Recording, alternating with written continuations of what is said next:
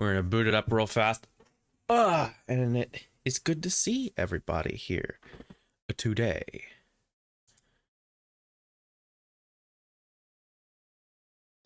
All right, get up there, Phoenix. I have my throat smoother. It's here to help me. It gives me comfort. So, you know, Funny Voice Show is back. It's my favorite part. It's my favorite thing I do, really, is just reading. It's a lot of fun, and I'm good at it. I'm better at reading in silly voices than I am at playing video games. So let's do this. Let's get into it. We are in the final trial, the final day of the fucking clown show. Aren't you excited? Aren't you excited for fucking clowns? I know I am, baby. Is it too loud? One second, let me check it. It's a little loud. We're gonna pull that down a little bit. That's better. Don't want it to blow me out. Well, is it? It looks like it's pretty close there on the thing, but if you say it's good and you can still, like, understand me, and I don't sound like I'm, like, I don't want to sound like, but if it's fine on your end, then, you know, we'll see. We'll see. Good morning, Max. Oh yeah, good morning, sweeties. You don't seem like your usual sparkling self today.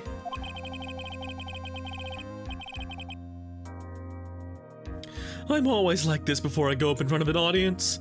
I'm working up to it. Tee! Who's Tee? Oh, hi, Regina. Milk? That's not a glass of milk, for one. And also, what?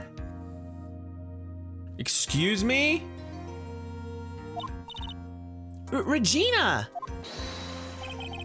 How fabulous! My sweetie pie princess. You came to watch my performance today. Of course I did. Mo told me that I should come and watch this. Mo said that. So what kind of performance will you put on today? Let me guess, you'll fly at the end? It's not that kind of show. Isn't that right, my sweeties? Huh? I think my sweetie pie princess doesn't... Yeah, she doesn't seem to realize what's going on. Or even where she is. Well, Max, it looks like it's time to raise the curtain. I'll see you later. Today, I'm just a member of the audience. Fabulous. Enjoy yourself out there. Good luck, Max. You're the best. Regina's different. Don't you think, Nick? Top of the morning to ya. I gotta move back from the microphone when I do this voice, cause I can only do it loudly. Hey, Sabaka. Good to see ya. We're doing more of the clown show. Aren't you excited?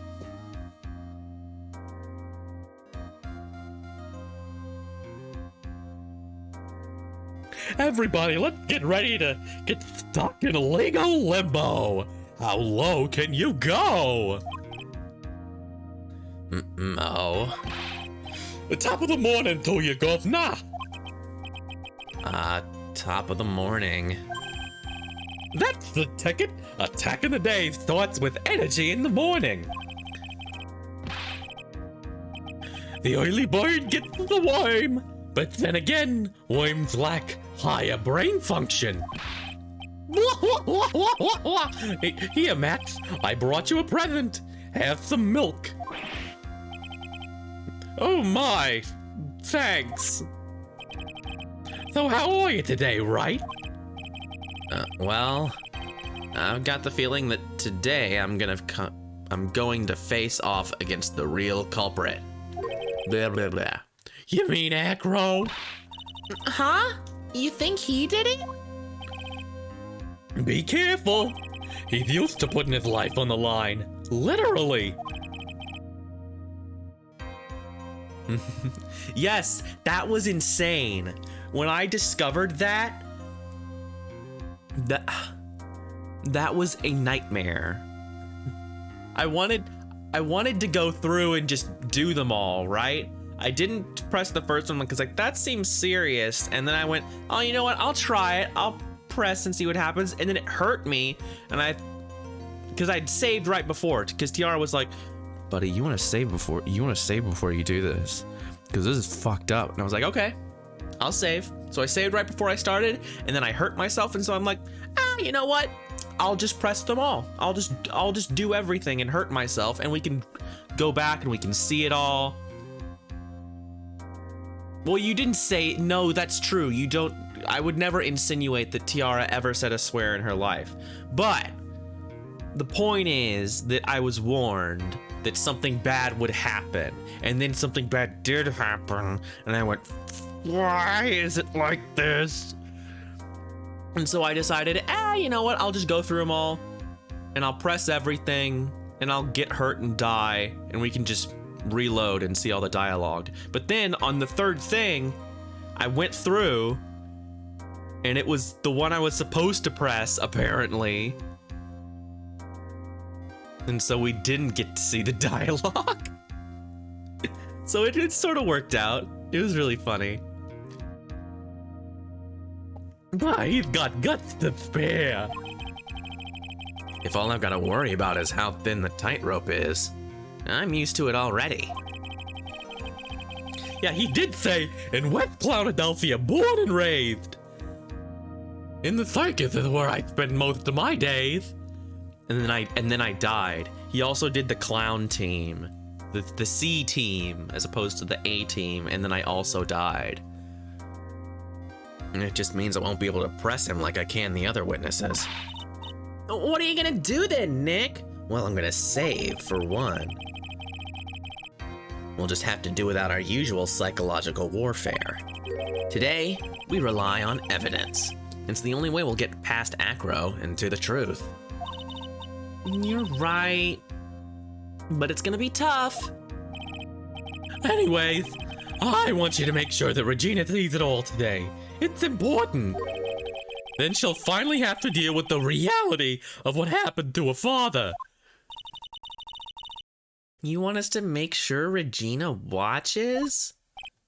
Yes, that's why I brought her here to the court today. What's that supposed to mean? She needs to know that when people die, they don't just become stars. I may be an old-fashioned clown, but I don't believe in people becoming stars. Mo, you're insane. I tip my fedora.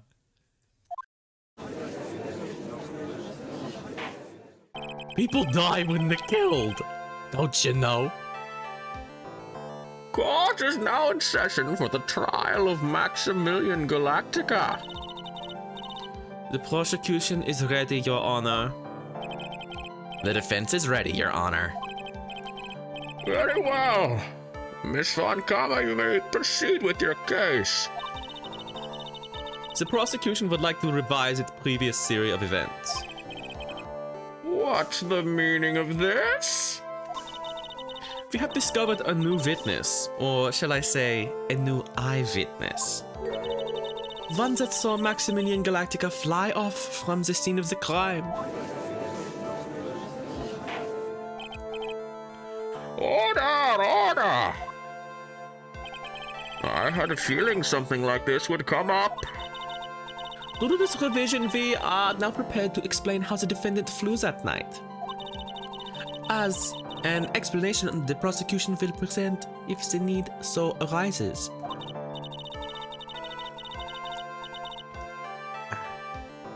In fact, my detective stayed up all night creating a mock-up of the scene on my orders. You only adopted the legal system. I was born in it. That'd be really good. I would love to see that. Poor Gumshoe. I guess I missed a dialogue because I'm stupid. Very well. Please, call your witness to the stand. Time to get to work.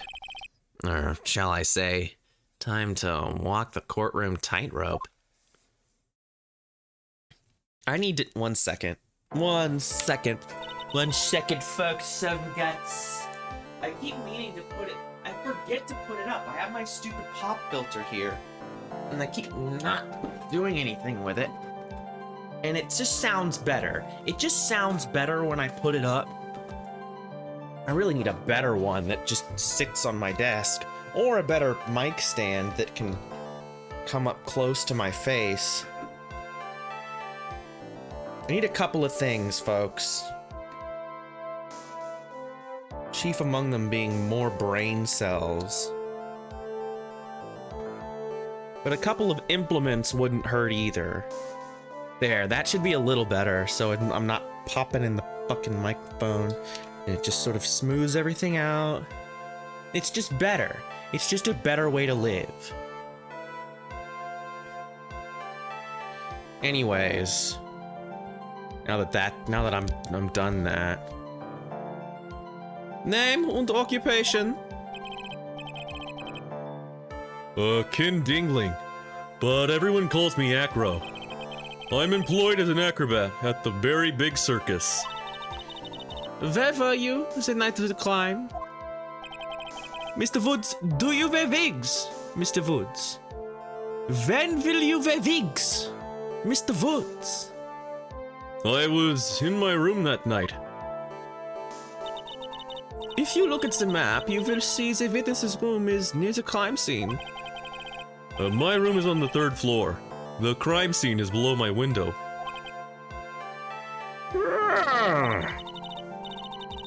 The night of the crime, the witness saw something quite shocking. Would you tell us what you witnessed? Okay. Alright, here we go. This motherfucker. I must sip. Alright, there, we got the sip. Quality sip. It was just after 10 p.m., and I was resting in my bed. Around that time, I heard a large thump noise from outside the window. And a few moments later, I saw someone flying right by my window. It was Max Galactica. I only saw him from behind, but that's who it looked like. Alright, buddy. To be honest, when I saw that, I thought I was dreaming.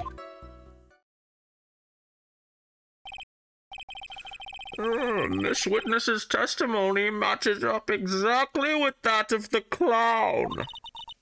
If that's the case, there is very little the prosecution need to add. All that's left is to explain how the defendant disappeared into the sky that night. Before we get that far, I'd like to cross-examine the witness. A foolish choice by a foolish fool who wishes to feel the foolish sadness of a sad fool. A man must know the proper timing for things, Mr. Wright. Or Phoenix Wright. She's using his full name because that's insulting. Oh, she mentioned Edgeworth. That's no good. Just like your old friend, Mr. Miles Edgeworth did. Mr. Wright, do you have a problem with the witness's testimony? I might. I know I'm gonna save before I figure out if I have a problem or not, but I might. You don't know. In the words of Miss Von Karma, may I quote yesterday's proceedings? There's no way that actually happened. Very well. You may proceed with your cross-examination. All right, what'd you see, bud? So, we'll see if I'm allowed to press things this time, since that's now apparently something I have to worry about. You said that you were resting in bed. One would thus assume that you turned the lights off in your room, correct? That's correct. But there are safety lights around the outside of the lodging house. It's so bright, sometimes it can make it hard to sleep. If that's the case, wouldn't it be a good idea to close some curtains? Who let these fucking birds in? Fuck these birds. There's a fucking bird in here! I never really thought of that. I guess that means I'm off to buy some curtains. Sometimes I do make myself useful in these chambers. Ah! Fuck! I hate this woman. Just murder the judge. Just do it, and it's fine. Phoenix should just go up there and like stab him with his hair or something. Anytime the judge doesn't do something he likes, just like It's only fair, really. Your room is on the 3rd floor, right? Yes, And you said that you were resting in bed, that is correct. but you were still able to hear a sound from outside? I was indeed. Ugh, pressing acro doesn't seem to get results. But maybe something was contradictory in what he said just now? Well, how'd he hear the thump if he was he rest? I don't know. We'll say there is. This is how Phoenix does his job. There's a huge contradiction with the testimony that was just given. If there's a contradiction, then prove it with evidence. She's right. Let's see some evidence. Do you have any evidence to support your claim of a contradiction? I don't think I do, actually. But it's odd that I'm allowed to give evidence, because I didn't think that I would.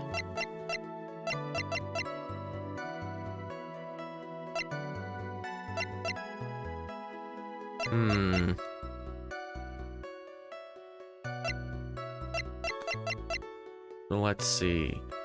Documents related to the thing.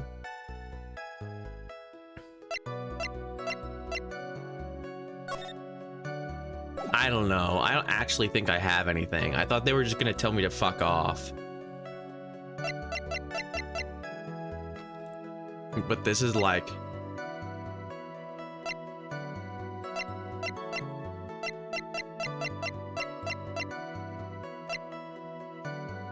I don't know. Yeah, this is bullshit. I don't have anything. Unless it's something insane, but I don't think I have anything. Whatever, we'll say it's this. It's bullshit. What don't I get? You're not going to be able to get through this one with your usual bluff routine. Oh, great. Your client looks to be ready to take off once again. Straight towards a guilty verdict. You were bluffing. I will not forgive any more mockeries made of this court. Whoops. Witness, would you mind repeating your testimony? Certainly. Yeah.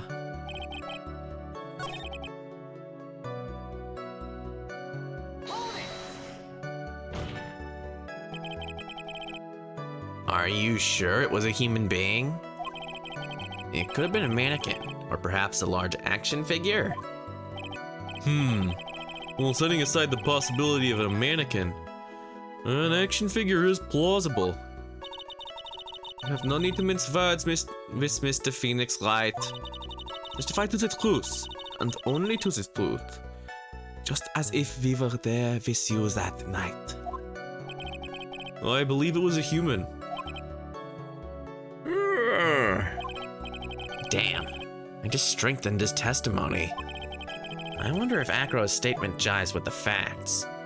Yeah, I can't prove that. It's proved that this is wrong, but there's nothing wrong. What's the matter, Mr. Wright? Nothing, Your Honor. Until I can find a clear contradiction, I should tread lightly. It was, Max Galactica.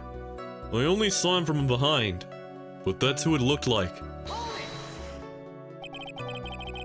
The light in your room was turned off then, right? That's true. I was going to bed after all. So with the lights off, you were still able to clearly see a human fly by your window.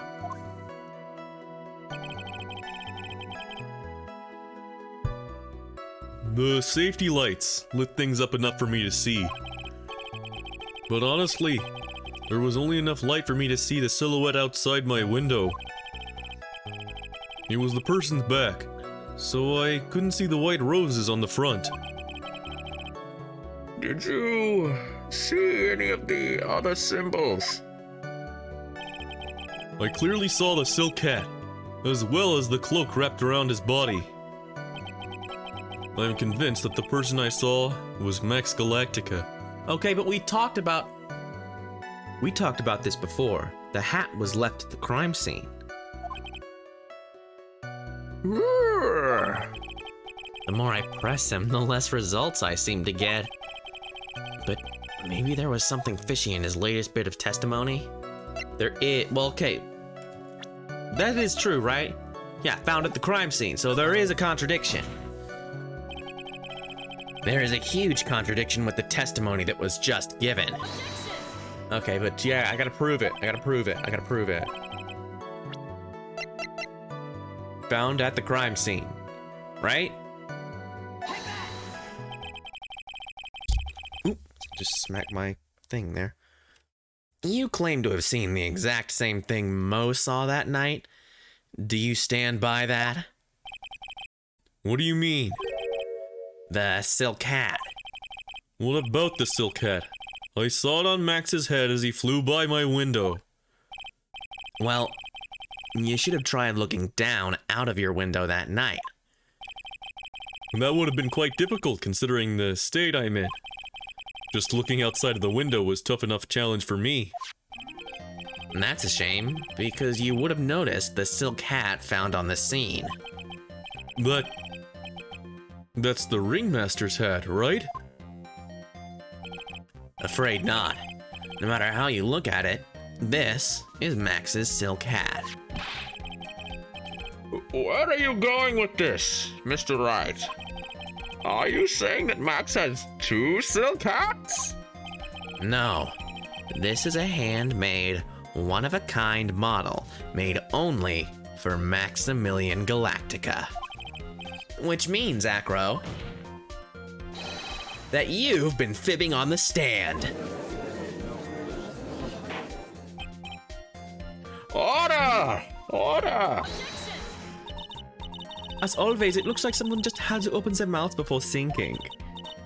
Are you okay, Nick? Well, I opened my big mouth, and now I have to back it up. How about it, Mr. Wright? What would cause this witness to commit perjury in this court today? Well, Acro's clearly the real culprit. Like, that's how these things go, right? But I don't know that that's... He doesn't have a grudge against Max. He had a grudge against the ringmaster. But Acro's dreaming is just a stupid response. Like, he was dreaming. That's dumb.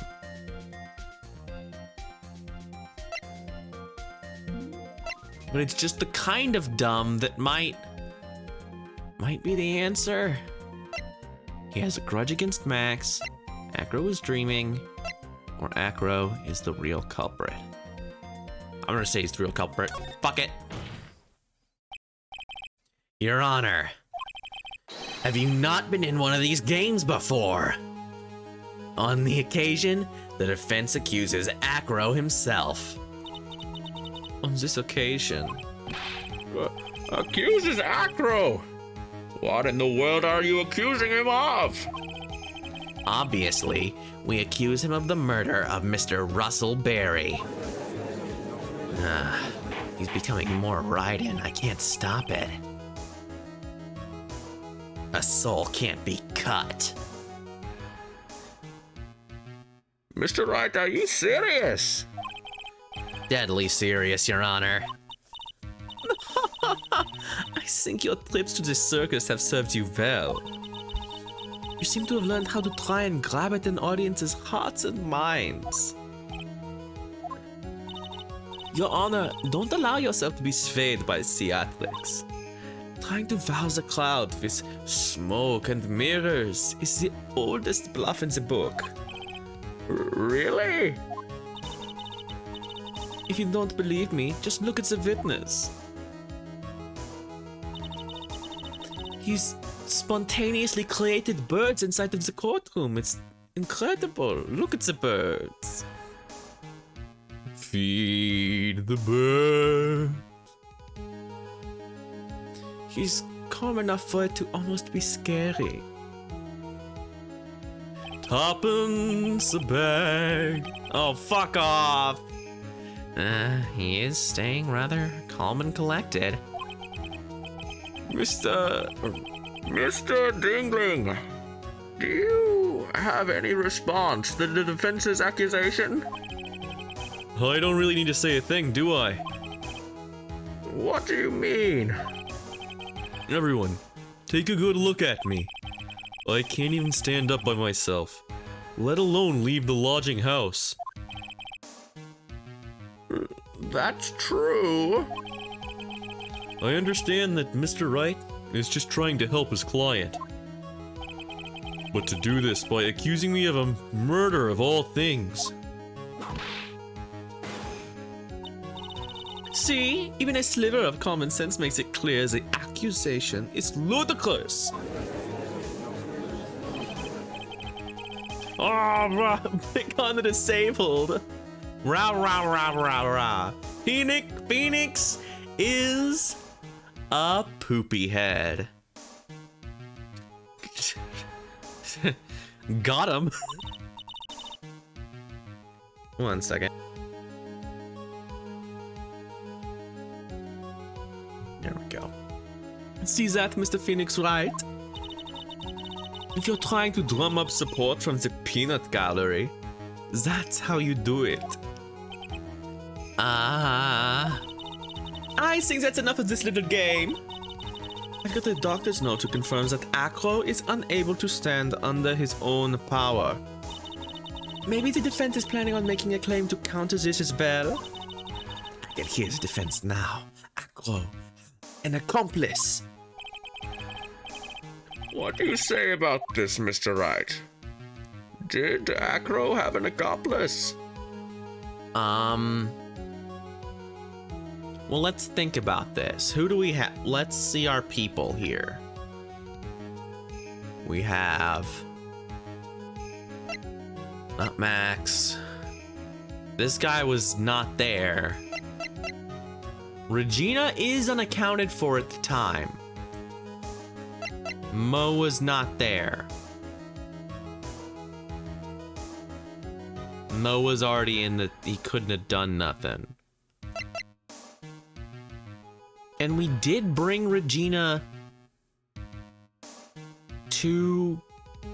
we did bring her to trial today. But no, she's... it's...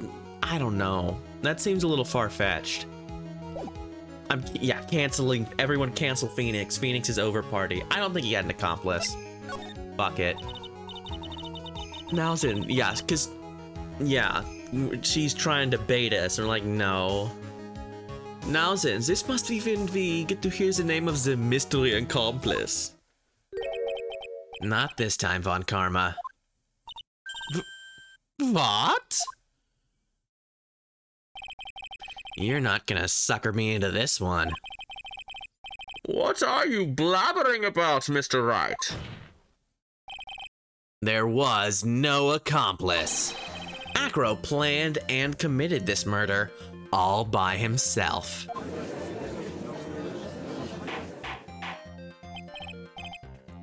Order! Order! What are you getting at? Way to keep them on their toes, Nick. Now I'm gonna have to prove how it all fits together. I have to show how Acro murdered Russell Berry. Ooh. Can you do it, Nick? Can you really do that? I know what I can't do. I can't stop now. If I stop attacking, I'm doomed. All right, then let's do it. Mr. Phoenix Light, if this witness is the killer, then his eyewitness account is all lies, right? Mr. Wright, I'd like you to clear something up for me. When the crime was committed, where exactly was Mr. Dingling? Well, he would have had to just been in his room, right? Or like he couldn't have, because he's out, he like is outside, right? And he dropped something on the guy and he's like dangling. My theory is it's the bust. Is he dangled the bust with the help of the monkey. The monkey's involved in this somehow. It's gotta be that fucking monkey. Right? I mean, come on. Because he's friends with Acro.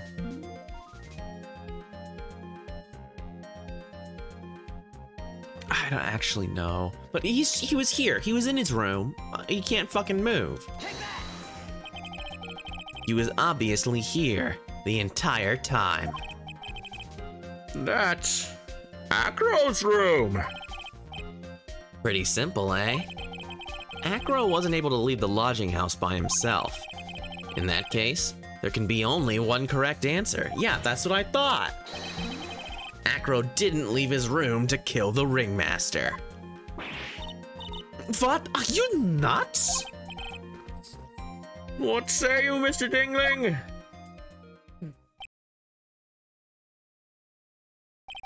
Tuppence a bag. Tuppence, tuppence, tuppence a bag. It's an interesting theory. That's it? Considering what you proposed is impossible, yes, that's it.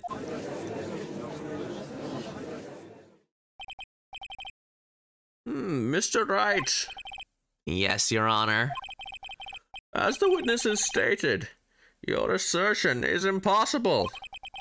As he is in a wheelchair, there is no way he could go to the scene or be the killer. You've got a point. It seems you've forgotten once again, Mr. Phoenix Light. The defendant was clearly spotted at the scene of the crime. That's true! Mo said that he saw Max, didn't he? Yeah, it's gotta be the bust on a string with the cape around it. But Maya, it's still impossible for humans to fly. Do you mind if I ask a question, Mr. Wright? What is it? I understand some of your logic. However, how do you think that I killed him? If I can't leave my room, I obviously couldn't wear Max's costume. How did he do it? That's the next course of this legal buffet. Be careful, Nick. If you mess up here... She's right. I can't mess up here. I've got to give this one some serious thought. Some serious saving in the middle of the thing. I'm sure that Acro killed the ringmaster. And he did it while he was in his room. No doubt about it. Time to enlighten us as to how Mr. Dingling committed the crime, Mr. Wright. What do we have for it's the bust, right? This is the thing that people saw. And this is also how he killed him. He dropped it on him. So he could use a string or something. Because this isn't real. This is like movie ideas about wires. I just can't see them, I guess. And so he drops it on him. And he pulls it back up like, ooh, he's flying. Boo. I think that's it. I think I can present some evidence. I'm gonna present some evidence. So, what did Mr. Dingling use to commit the crime of murder against Russell Berry? He used this thing, the Max Galactica bust. What's that, a picture? It is indeed. The problem is with the item that's shown in the picture. The bust. It's quite a large bust, and because it's life-sized, it is also very, very heavy. Heavy. Heavy enough to guarantee a certain death. Especially if it was dropped from a third-story window.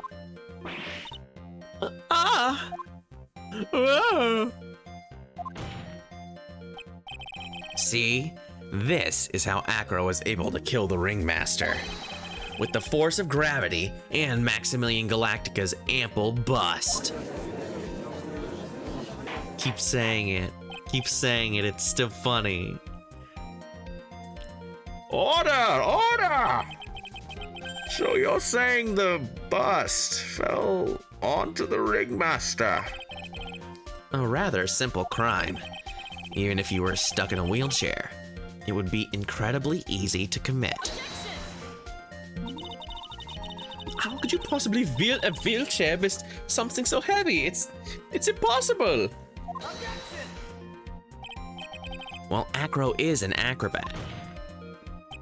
He should have more than enough upper body strength to carry something like the bust.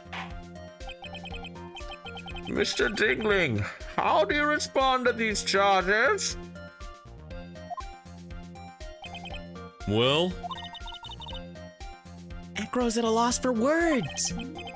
He should be. He knows that I'm getting close to the truth. Well, Acro. Ow! I'd watch what I say if I were you, Mr. Phoenix Wright. What? Your Honor, the physical health of the witness is material to this case. I demand that we get proper testimony from the witness himself. Testimony, you say? Von Karma. She's just using this testimony as a ruse to stall for time. There's absolutely no need for such testimony. The defense has its version of the murder. The prosecution has the right to respond. The defense's objection is overruled. Why can't you see things my way once in a while?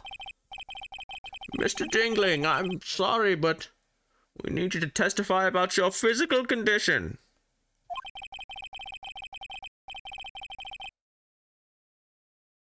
If you have any doubts about your ability to testify, we can request an expert testimony. We should really do that first. That should really be the first thing you do, is the expert testimony, and not worry about what he has to say. Like, an expert testimony by his physical therapist or his doctor or whatever. That'd really be the best thing here. And in fact, anything else is completely useless. But you know what? Whatever. Who cares? Who cares? I don't care. Let's be respectful. Fuck off. Thank you. Ah, that woman will sink to any low to win a case. That woman.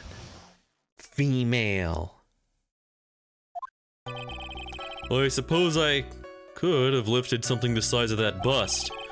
I have a strong upper body from working as an acrobat, and only my legs were injured.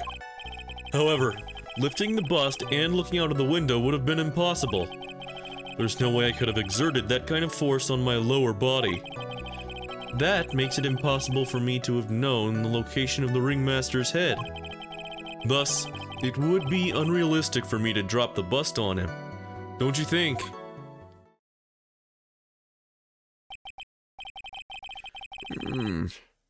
I have no doubts in regards to this witness's testimony. It was impossible for him to lift the bust and stick himself out far enough to look. Not to mention that he could not have known the location of the ringmaster's head. A single false step would have led to even more severe injuries. That's what I was thinking. What is your opinion of the matter, Mr. Wright? I'd still like to proceed with my cross-examination. He's simply stalling. It's shameful, really. I can't let her get to me. I've got to focus. Okay.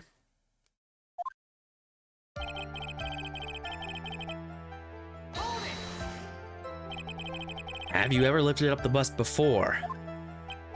No, I've never actually lifted it up with my own two hands.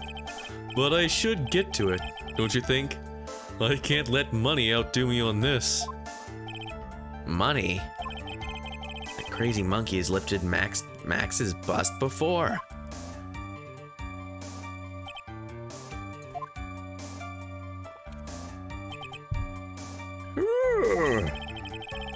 Please, continue with your testimony, Mr. Dingling.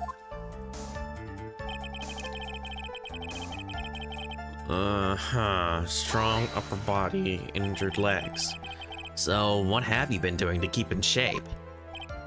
Well, honestly, I've given up on training. I don't have any plans to return to the trapeze or the tightrope. You don't say. But, no offense, I'm not worried about losing to you in a race or anything. Neither am I, Mr. Phoenix Wright. I wouldn't need to lose either, Slowpoke. I mean, Nick. Whoa. How did the discussion turn to me all of a sudden? I suppose you could say that I'm stronger than the average bear. Lifting the bust wouldn't have been... I don't know, you'd probably lose because you can't fucking walk. You're insane. And why is that? Because if I were to do that, I'd end up falling out of the window myself. I still haven't got much feeling back in my legs yet. So you couldn't have thrown that bust out of the window?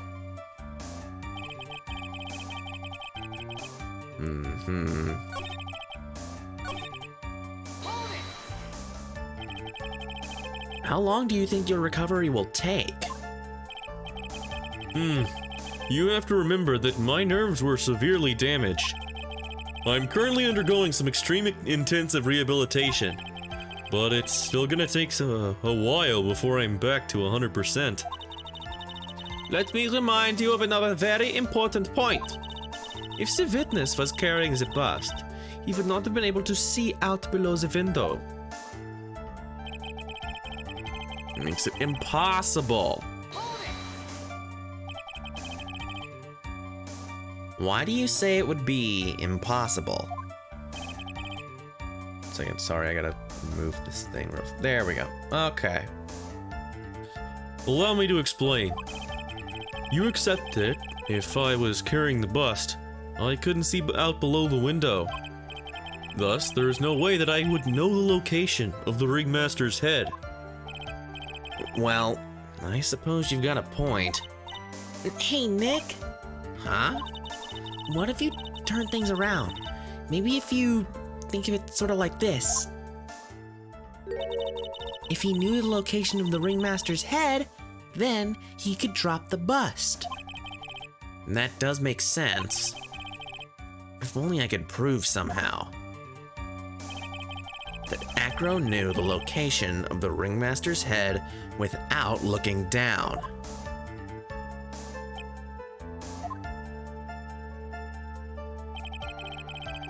Well, I think I've already explained things sufficiently. Be unrealistic for me to drop the bust on him. Well, I'm not sure about that, buddy. Okay, let's look. What evidence do we have that pertains to... I mean, there's this. I don't know. Documents. 3 symbols. Broken glass. The map.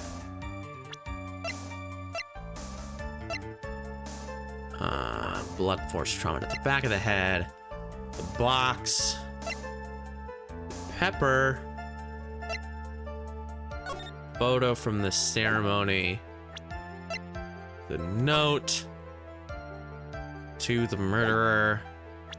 And the statue. I don't know. Let's just press this and see if we get any more information. If all you had to do was drop it, then it wouldn't have been a problem at all. If all I had to do was drop it. You're right, I could have done that. However, there's no way I could land a direct hit on the ringmaster's head. So that kind of makes your theory a bit pointless, doesn't it, Mr. Wright? Acro is strong enough to lift up the bust. The main problem is how he could have aimed for the ringmaster's head. I wonder if he used some kind of tool to aim for the ringmaster. That's the ticket, Nick. Show him what you've got. I have to be careful. I have to find something that fits perfectly with the case. I don't remember us finding any sort of tool. But maybe we overlooked something. Oh, fuck.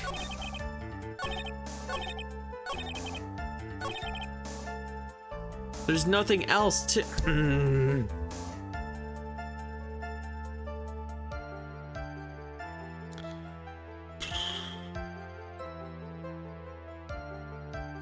I don't... It's gotta be something to do with what he was holding, with money,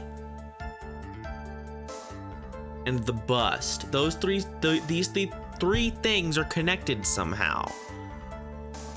But I'm not sure how, and I'm not sure where. Because money's important. We haven't brought money really into the equation.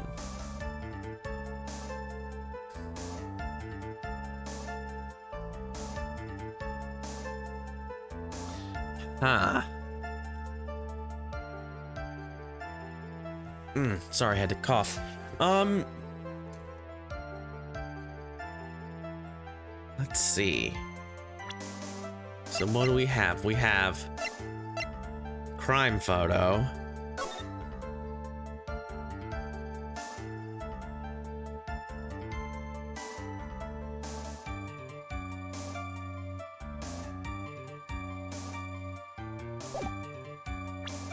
We have silk hat. Maybe he dropped the silk hat? No, but then he wouldn't have lied about that. No, that's stupid. Papers. Promo poster.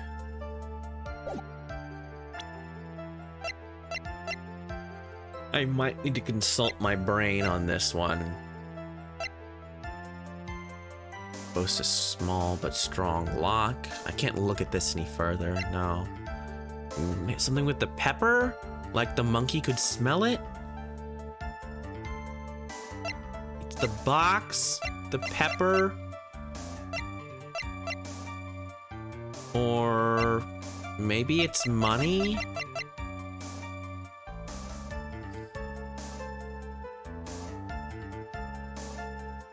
I don't know. All right, let's see. What does my brain have to say about this?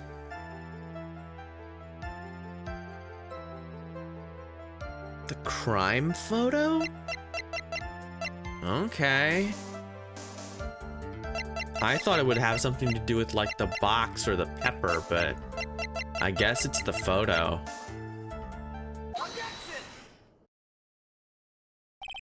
Acro? You didn't really need to lean out of the window, did you? What are you driving at, Mr. Wright? You already knew ahead of the time where the ringmaster's head was going to be. Quite precisely, I might add.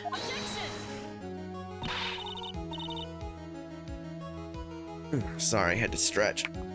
Your silly hinting at things is pointless, Mr. Phoenix Wright. Enough stalling! How about you show us some evidence? But I did such a good job hinting. Yes, yes, yes! Hurry up and explain things, Mr. Wright. Maybe you should take a look at this.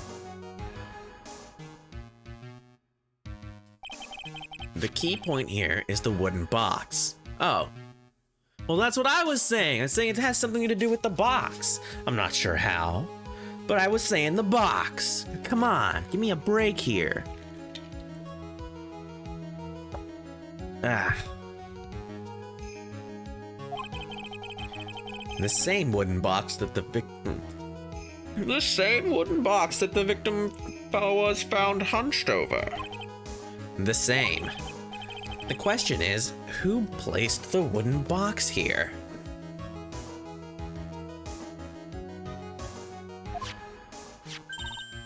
Who? When Ben and company saw the ringmaster, they didn't see him holding the box. Which means that this wooden box was already placed at the scene of the crime. Huh. Yeah, I guess so. I have to admit that your theory makes a lot of sense. The moment that the bust came falling down was exactly the same moment that the ringmaster lifted up the wooden box. Which means that the answer to all these questions is now crystal clear. You mean... If the bust were to fall upon the point marked out by the wooden box, there would be no way that it could miss the head of the victim. No! I don't know about that, but that's sort of what I was going for, like, somehow the box was, or the pepper was triggering it, or like he could hear him lifting it. Still stupid, but you know. Finally, some of these loose ends are starting to tie themselves up. Now I just gotta keep going. And there's only one way to go from here. Forward.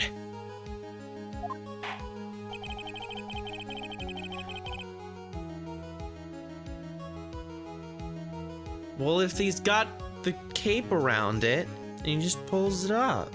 It makes sense. Of course. So the next question I have is, who placed that wooden box at the scene? Well, it was Mr. Dingling, of course.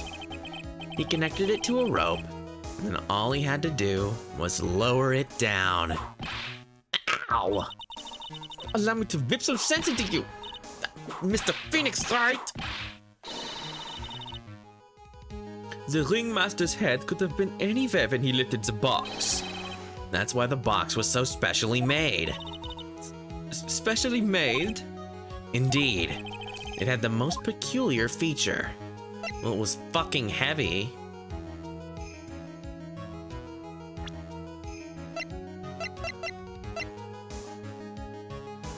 Oh, 20 pounds. What? That's not heavy. It's super light.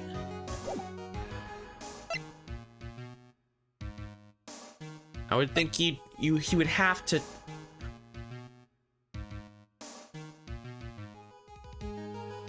The size of it? The weight is the only thing it's mentioned. Maybe it's light. Because that's the only thing that's mentioned about the box, is its weight. So it's light? The box has a remarkable weight. Weight? According to the court record, it weighs 20 pounds. Just to lift up this wooden box would have required... Oh, I see. One would have to squat down and then lift it up with their body, wouldn't you say? Okay, so... But that's like the shape of it. Like you would do that not because of any particular weight, but because of the shape and the handles on the side. You know what? Whatever. I guess I got it right. The box is also very large. The box also has carrying handles on either side, doesn't it? That is correct. To lift up the box, you'd have to squat down. Which means that no matter who you are, your head would be in approximately the same place.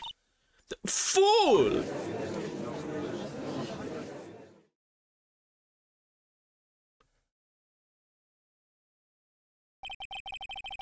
That's what she cries, while overhead the birds fill the skies. Well, he put the cape on him. I don't know. This is stupid. Does he even bother to listen to me anymore? I've heard what you've had to say. Huh? I must admit, I'm shocked at your imaginative skills. Did you do it? Did you place this wooden box in the plaza? Mr. Wright may have a vivid imagination, but I could never have done what he's proposing. What? Mr. Wright, do you recall the original location of Max's bust? Yeah, I remember. Of course I remember. It was on top of the table in the cafeteria. Then what happened to it? I'd like you to remember one important fact, Mr. Wright. I could not possibly leave the lodging house by myself. Ah, well, that means... You understand what I mean, don't you? Ooh, 1 second, I gotta get my pillow there. There we go. I may very well have been able to drop the bust from my room. However, how would I have gotten the bust from the cafeteria to my room?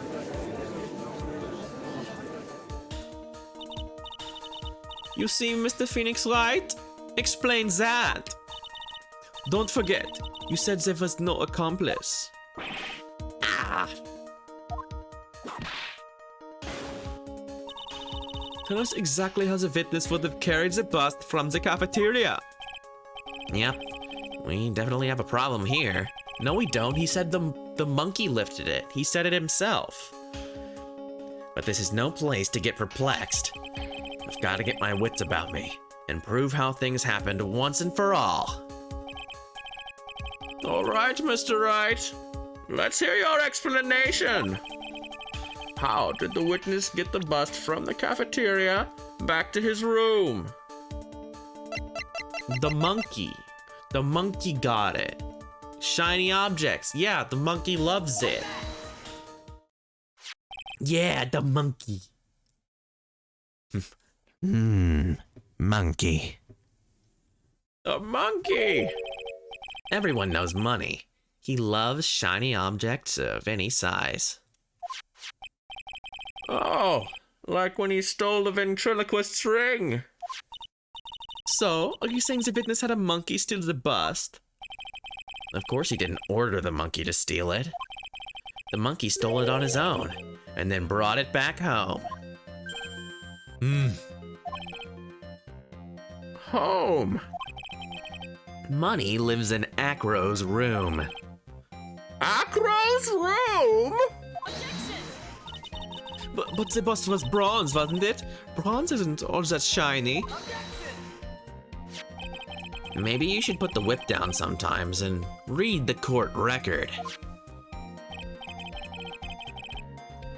My, those are some very nice cards he's holding. Yes, and they're made out of platinum, which is very shiny. Ah!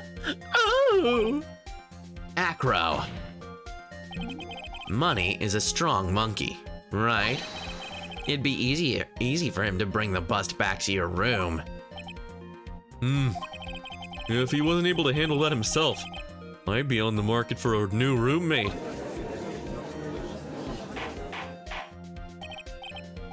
Order! Order! I said order! Miss Von Karma, where's the bust in question at this moment? I don't know. We're searching for it as we speak.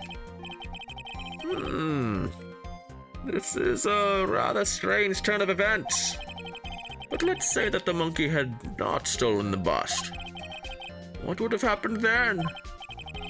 Well, in that event, something else would have been used as the murder weapon. Wait! Then you mean this bust was the murder weapon purely by accident? It's possible. Maybe Acro saw Money's mountain of stolen goods and thought to use one of them. Anyways, I think we've more than proven one critical fact. Namely, that it was entirely possible that Acro was the murderer. Moron!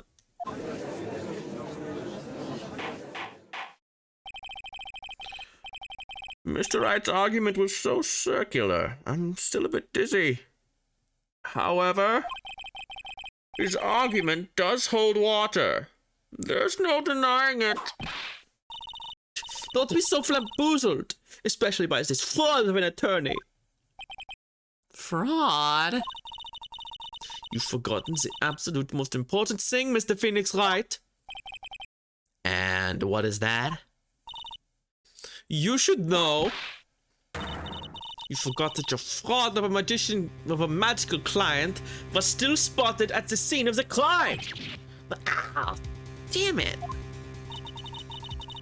There is no reason to doubt the clown's testimony. What? Yes, there is. There's plenty of reason to doubt his testimony. I thought we struck it all. He was like totally lying the whole time.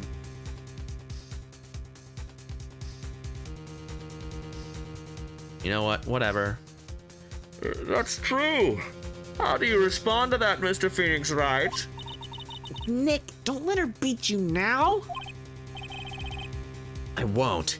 This is my chance to turn this trial around. When the murder occurred, there were two people at the scene of the crime. One was the victim, Russell Berry. The other was the murderer himself. Answer this and only this, Mr. Phoenix Wright. Who was the murderer the clown saw? Well, obviously, it's the bust. I said this before. He saw Max's ow! I asked who was the other person Mo saw on the scene. That evidence has nothing to do with the question. Au contraire, mon frère. It does indeed have something to do with the question. Excuse me. Mo said that he saw Max's silhouette. But he did not actually see the man himself. It wasn't a human being he saw.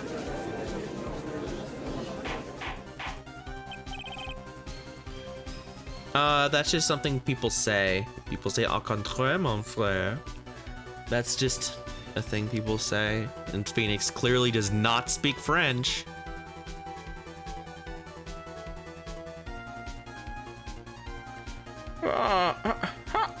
How is that possible? Well, you see, the silhouette of Max's bust and the silhouette of Max are the same silhouette. It's simple, really. What Mo actually saw that night was Max's bust. What are you talking about? Have you tried using your brain at all in this case? The silhouette he saw was wearing a cloak. There's no reason why you couldn't attach a cloak to the bust. It would be easy to hang one off the cards in the bust's hands. Idiot! Who in their right mind would put a cloak on a bust? It doesn't matter who put it on the bust. But wait just a minute now, Mr. Wright. Who put the cloak on the bust? That question is of the utmost importance to this case, don't you agree? Oh, he caught me. So let's have it, Mr. Wright. Oh, I don't like this. I love cheating though. Let's cheat. Who put the cloak on the bust? Okay, so it's either money or acro, right? But how did they get it's not money. Money can't do things like that. Because money's a stupid fucking monkey. He's a big dumb idiot. Monkey. But it's obviously acro, right? Like, this is a weird question. I don't like this question.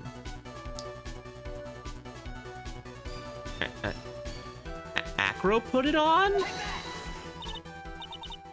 I wonder, Mr. Phoenix Wright. Didn't the defendant wear his cloak the entire time he was at practice? So then, how does this person get a hold of the cloak? Well... Furthermore, how would this person have gotten the cloak onto the bust, I wonder? Because this person was not spotted at the scene. What? He could have... He didn't even need the cloak.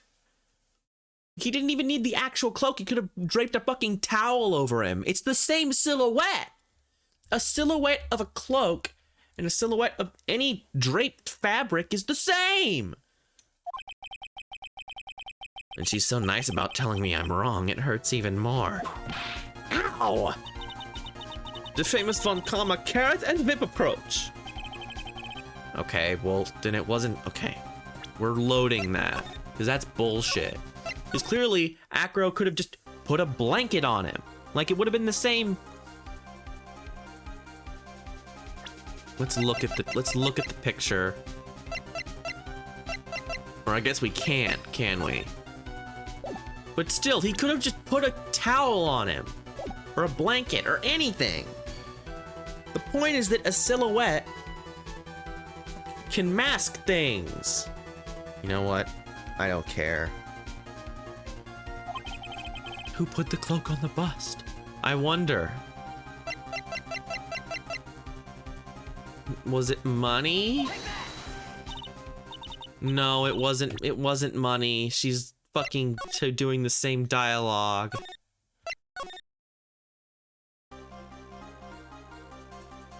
So who had access to the cloak? She says, how could he have done it? He was wearing the cloak the whole time. So he goes, maybe it was him? Maybe he put the cloak on the bust?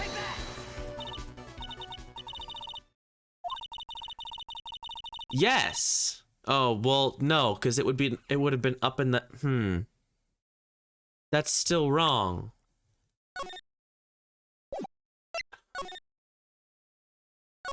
I thought all of these were reasonable answers, okay? Well, who the fuck was it then, motherfucker? Let's see. Let me think about this in my brain real fast. An unreasonable one. Okay, I'll think about it for a second. And so unreasonable answers for this are Ben, who was not there, Mo, who was not there, Regina, who was not there, and Russell Berry, who's the guy who died. How would he... It can't be him. He's like the only person who absolutely could not have done it. Because if it's up in the guy's room, maybe Regina went up there? Maybe she like snuck away to be with Acro, because he's the only one who's not like creeping on her the entire time, and she's like, oh, Acro, I'm there with you. But then how did she get the cloak? It's not Mo, because we've already had a testimony from him. And it's not Ben, because we've already had a testimony from him. So it can only be Regina. No, I guess it can't be her. Well, fuck. All right, brain.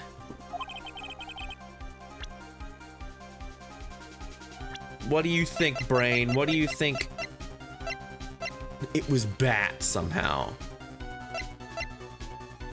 Was it? What was it? Okay, I'm gonna just scroll real. I have to scroll to keep it, because I have my brain open, right? But I don't want to see things that happen in the future, so I have it like below where, so it's not gonna spoil me on something. No.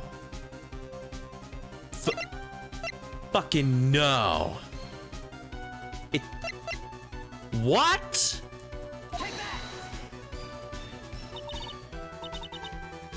Yeah, him? What? What the fuck? You're saying it was the victim himself, Russell Berry? And that's what I'm saying. The victim himself placed the cloak on the bust. I guess. Placed the cloak isn't really the right way of putting it. Then what would be the right way of putting it, Mr. Wright? Explain yourself! Nick, do you really have a handle on all this? I'm fine, Maya. I'm finally putting all the pieces together. And there's really only one picture I can paint anyways. All right. So you want to know what really happened that night? Let's step back in time.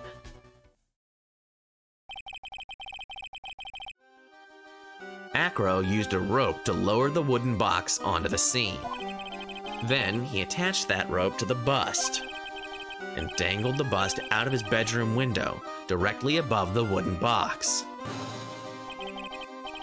At the same time, the ringmaster told Max to wait in his room and went to the scene. Of course, at the time, the ringmaster was wearing Max's costume. Perhaps he didn't want anyone to recognize him that night. But just as he feared, he was spotted at the entrance of the lodging house by none other than a ventriloquist and his puppet, Ben and Trillo. When the ringmaster arrived at the scene, he bent over to lift the wooden box. And that's when Acro took his chance and released the rope. Now this is when the magic happens. At the very instant that the bust hit the victim. Fuck off. Fuck off! What? That's not even the right... Just wait a second, Mr. Phoenix Wright. What the fuck are you trying to say to me right now? This just isn't true. It can't be. It's still a little early to be getting so upset, Miss Von Karma. This circus isn't over yet. What? Look at it go! Oh, this is so bad! It doesn't even physically make... The impact of the bust on the victim threw the coat up, which snagged onto the bust. That impact also caused the sound a certain witness heard, prompting him to take a look. That witness was, of course, Lawrence Moe Curls, the clown. Also, I just noticed that he's Larry, Moe, and Curly. That's pretty funny. Larry, Moe, and Curly is pretty good. I know they said it before, but that's quality humor right there. When Moe looked out his window, the cloak had already snagged onto the bust. Now, having completed the crime, Acro naturally went about pulling up the murder weapon. And of course, he had no idea Moe saw the bust being raised with the cloak dangling on it. Primarily because, in his wheelchair, he couldn't see out of his window. So he just kept pulling the bust up.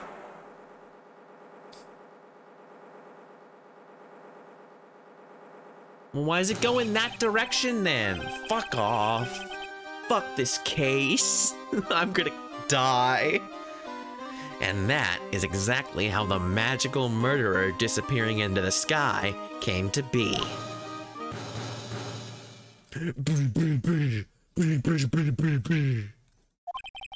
So you see, the only person who could have pulled this off is the one person who was able to drop the murder weapon from above the crime scene. Acro, it could only have been you.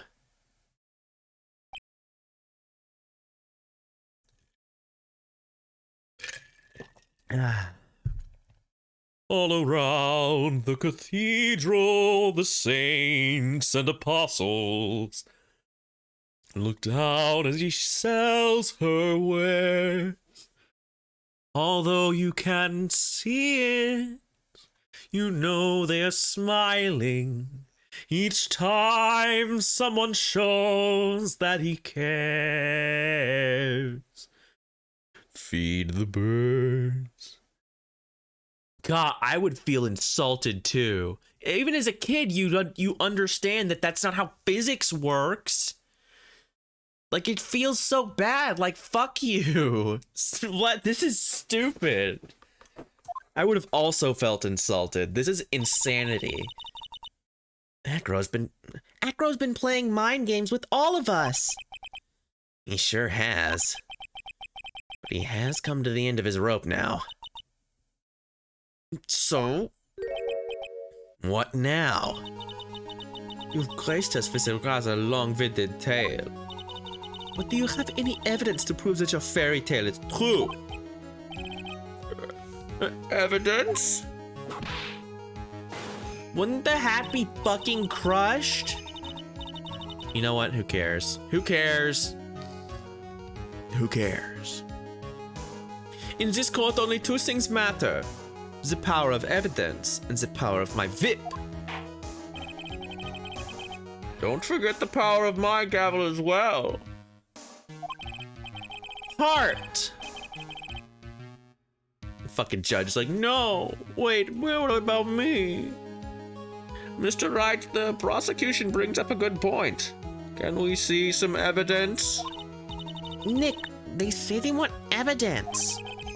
I just explained how there can only be one possible murder method. But there is still something unusual about Moe's eyewitness account. Unusual? A contradiction, actually. Okay then, use that and get out of this jam. What about his eyewitness account? What? Proceed, Mr. Wright. Present some evidence to the court that backs up your claims. I want hard proof that you have unraveled the trick to this magic case. What? What? Well, okay, so we've got the photo. Fuck me. We've got the hat that was there that supposedly dropped off his head. We've got the papers. We've got Max's poster. We've got the bottle. We've got the map. I should have saved.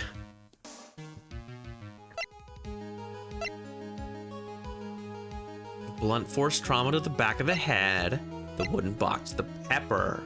Maybe it's the pepper. Maybe just randomly it's the pepper, huh? It's just, that's probably it, right? It's just the fucking pepper. Because nothing else in this fucking thing makes sense. It's not this. This is nothing. We have this note. And we have the bust. The note seems important, right? Conclusive evidence. 10 p.m. But this doesn't have anything to do with Mo's testimony. They talked about Mo's testimony. Mo said he saw signs. The hat. The roses and the cape, but he didn't see the roses. If only I could pull up Mo's testimony.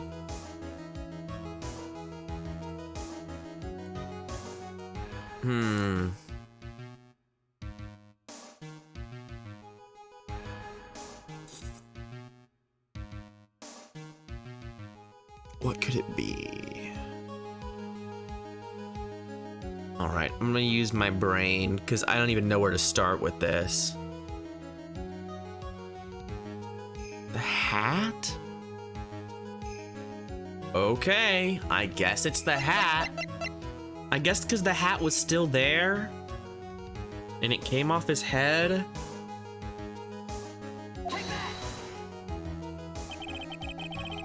The problem is Max's 3 symbols. You know, the silk hat, the cloak, and the white roses.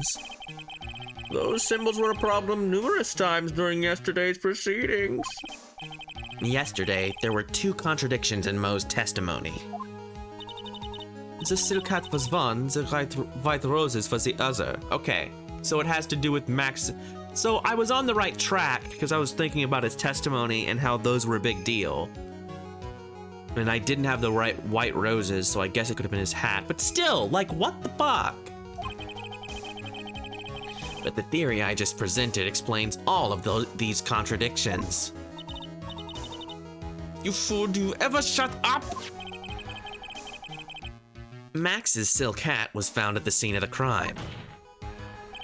However, remember what Mo said yesterday. He testified that the criminal he saw fleeing the scene was wearing a silk hat. There's only one explanation for that. The silk hat that Mo saw was actually the bust's. Okay, yeah, obviously. That's obviously what happened. Why do we need to talk about this? Because the thing on the... I guess we needed to clear up that contradiction from before. But they could have reminded us of what Mo's testimony was. That would have made that make sense. At least I can see a world where that evidence was supposed to make sense, because it's like, yeah, remember fucking 4 hours of gameplay ago. Just remember it. Look at it that way, then he did see the silk hat. Well, sort of. Fine, you've got fun, but what about the other contradiction? The other contradiction. Remember what that ventriloquist said in court? He said he witnessed the white roses on Max's chest that night. The clown's testimony doesn't match. The clown said that there were no white roses. I'd like to see you try and explain that one away. Can you do it, Nick? Yeah, of course, I can explain all of it. What was that? Please recall the instant when the cloak snagged onto the bust. If the cloak snagged onto the bust, what happened to the white roses? Obviously, they were facing the other way. What? They just disappear? But... But... no, means that the white roses would end up on the back of the bust. What? But that's not what happened in the diagram! They just disappeared when they pointed to... And that's not even how coats work. They would still be like on the outside. Like if they're attached to the front and it wrapped around, they'd still be on there. They'd just be like sticking out on the sides. Which explains why Mo didn't see them. The white roses were not... Yes? Yes, obviously. It was facing the wrong way. It was a silhouette. When you see a silhouette, it's an outline with just black in the middle. So if it's all black in the middle and you can't see features, then you wouldn't be able to see something sticking out from the front either way, because it's masked in shadow. Because it's a silhouette. I'm gonna die. I'm just gonna, it's all... I'm at the end of my rope, folks. This is insane. I don't even want to read that line of dialogue. Order, I guess. Why is it like this? Why is it like this? What's happening? This is quite the shocking state of affairs. Mr. Wright's theory still sounds a bit absurd to me. However, let's just keep going down this road for a while and see where it leads. Let's do this, Nick. Then maybe Von Karma will finally throw in the towel. Oh, they love it. All around the cathedral, the saints and apostles. Well, so much for that theory. Mr. Wright, do you mind? What is it? You took the time to research our circus, didn't you? Well, yes, I did. Is there something making you think that I didn't? If you did, then maybe you'll understand why I think you're off track. Why is that? Motive. This witness feels an incredible debt of gratitude towards the ringmaster. Anyone with any relation to the circus is well aware of this. Ah. Thus, there is absolutely no way someone like this would kill the ringmaster. Okay, so now this is the part that seems reasonable. Now we can get into, oh, why did kill Bat? Why did Bat die? Why did the thing chomp? The pepper, all these different things. We can like actually figure these things out. This is the part of the case that is actually important, and like you can deduce things because it's what we've actually been talking about while we've been doing the investigating. Anyway. Your Honor, I'd like you to hear Acro's story. Learn about his relationship with the ringmaster and his life up until now. What do we do? There's no doubting that Acro deeply respected the ringmaster. Acro's motive.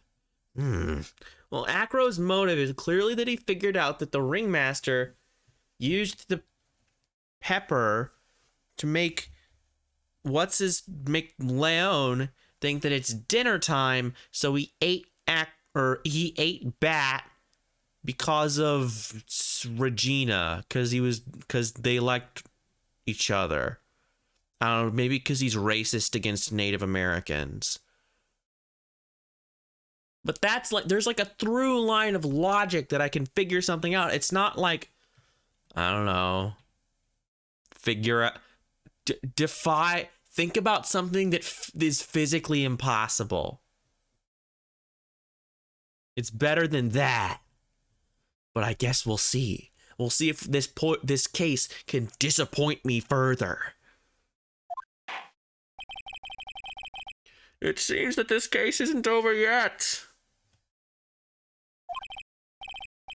Very well. However, I feel this is a good place to take a break. I will listen to the rest of Mr. Dinkling's testimony after recess. This court will now take a 10-minute recess. This is a good time for a break. I need to stand up and get myself together. Stretch out a little bit. I would love to save my progress up to this point. Let's just get that in there. Right in there. I'm gonna stand up. I'm gonna go to the restroom. And... oh, there's no music. Okay, there we go. The music will play. So you can have not complete dead silence. I'll be back in just a couple minutes. Oh. This case is killing me.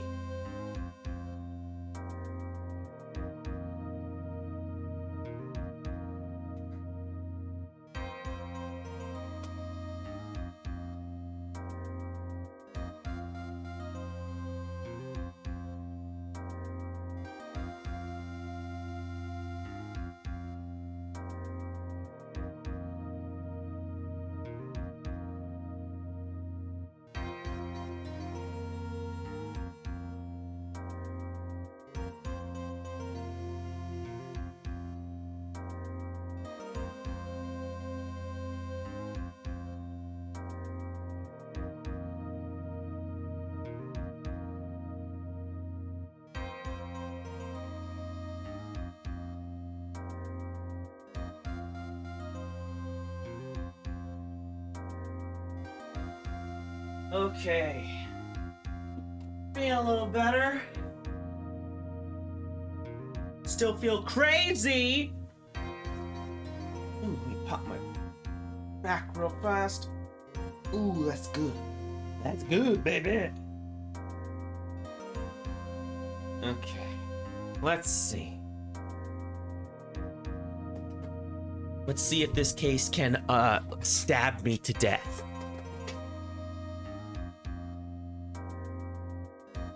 Give me that. Give me that.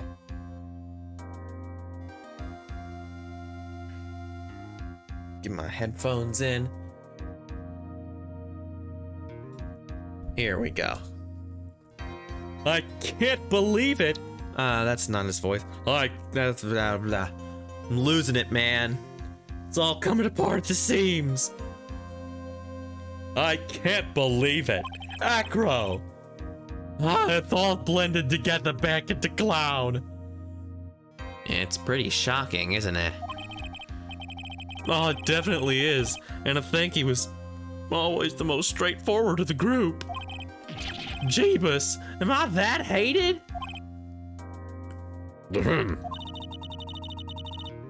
Acro tried to pin the murder on you on purpose. He did? But I'm nothing but a little old nobody, you know? But you're not, which is kind of the reason why... Hey, pal. You're gonna ignore me after I went through all this trouble to bring you some evidence? Detective Gumshoe. Forget it. I'm going home. This guy deserves to be guilty anyways. Now, detective. I'm sorry. Look, why don't you relax a little? We got some really tasty milk. How about a card trick detective? That's better. Oh, I got it back. Behave. Well, if you insist. Now, about that evidence you mentioned? What is it? Here you go. Huh? This was yesterday in Acro's room. Yep, and I've included the forensic results. Take a look at it later. Won't Miss Von Karma be mad you're doing this? Why don't I take a look at it right now? Bat's scarf. stained with his blood, and a small quantity of pepper. See, she thought it was dinner time. Got it.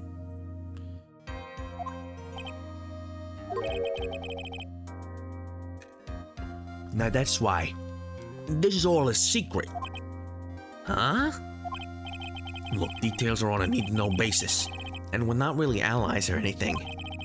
But everything that's happened in court up till now has gone according to our plan. I don't know. Miss Von Karma didn't seem in control of things in there just now. You'll figure it out eventually, pal. Yesterday, our final plans were set into motion. Final plans? Uh-huh. That reminds me. I got a message from the prosecutor to you. Nothing is ever truly decided until the very end. That's it. And that's it for me too, pal. I'm out of here. What did he mean by that? The very end part. I'm not sure. It was all pretty cryptic to me. One more thing. Don't scare me like that. It looks like there's a large care package from the surface for the defendant. What? For me? That's milk. The reception area looks like some kind of dairy. So hurry up and drink it and get all before it spoils. An entire dairy's worth of milk? For me? I don't get it. I don't know why the milk. I don't get it.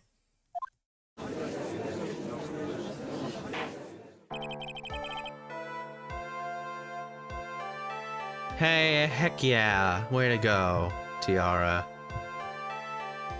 Court is now back in session. Miss Von Karma, please, continue from where you left off. I'd like to continue with Acro's testimony, starting with his relationship to the victim.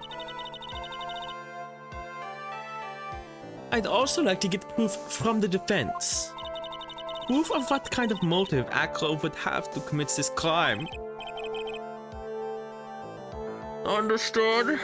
Now, Mr. Dingling, Yes, Your Honor. please proceed with your testimony. Finally, we get to the motive.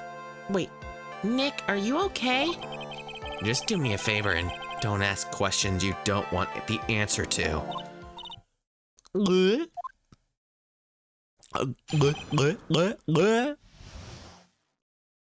About the ringmaster. When we were little, we were abandoned by our parents. And that's when the ringmaster of the Berry Big Circus, Russell Berry, took us in. I became an acrobat at around 9 years old. Well, I wanted to find a way to repay the ringmaster. That was my sole purpose in life.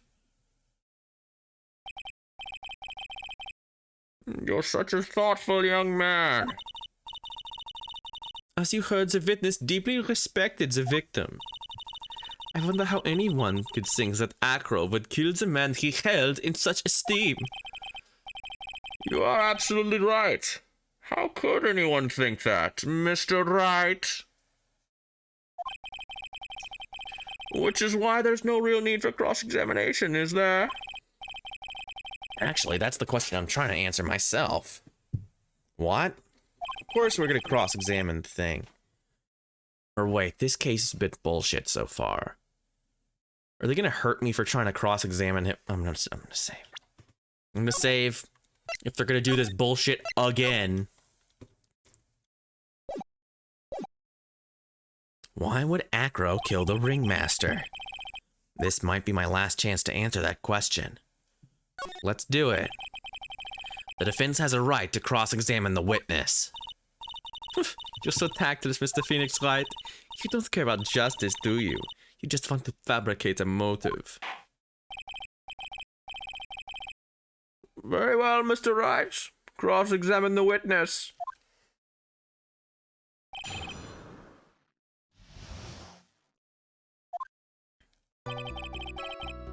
Created by our parents, took us in, acrobat at 9 years old, find a way to repay him.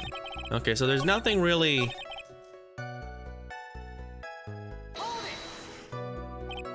There's nothing really... We? Yes, my brother Sean and I. What? You have a brother? How old were you when this happened, Acro? I was 8 years old, and my brother was 4. Your parents were very cruel, weren't they? Nowadays, we aren't bitter about what happened to us. Because it allowed us to meet the wonderful people at the the very big circus. I guess that's surprising. Nick, the judge is getting misty-eyed. He's got a soft spot for sob stories, it looks like. Oh! No crying in court! Let's keep going. The witness may proceed with his testimony. He's fucking seething, crying Wojak. Testimony go brr. How would you describe your relationship with the ringmaster? He was like an uncle, a father, and a big brother, all rolled up into one. The ringmaster and my brother were the only family I had. What about the other people at the circus? What about him? This was over 15 years ago. Back then, there were very few customers coming in. So no one really had the time to look after us. They were worried about other things. But the ringmaster, he would always come see us with a laugh and a smile. What a beautiful story. That's why I was always thinking of what I could do to help. I wanted to thank him. Nick, isn't Acro such a wonderful person? I know. He seems like a nice guy, which is what makes this so difficult.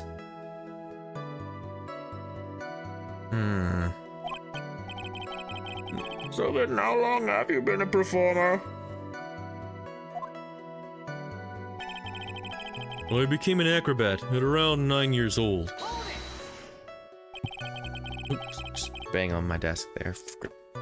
Hit my finger. Feels bad, man. You started off as an acrobat at that early of an age? I begged the ringmaster until he finally agreed to let me do it. Ever since then, I've been in incredible physical shape. That's also when I decided to form a group with my brother. We called ourselves the Flying Dinglingberries. It's nearly a household name. I've even heard of them in Germany. Liar. The point is that I wanted to be of some use to the circus. You truly are a remarkable young man. The judge keeps looking at Acro almost like a proud father.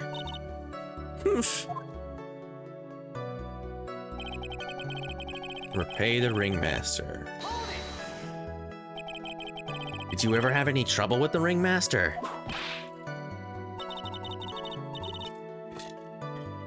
How could you ask such a thing, Mr. Phoenix Wright? You have some sort of fundamental misunderstanding of this witness's testimony? Or the heartfelt emotions contained within? You'd better oh God. No matter how you look at it, there's no way I could see this witness ever taking the victim's life.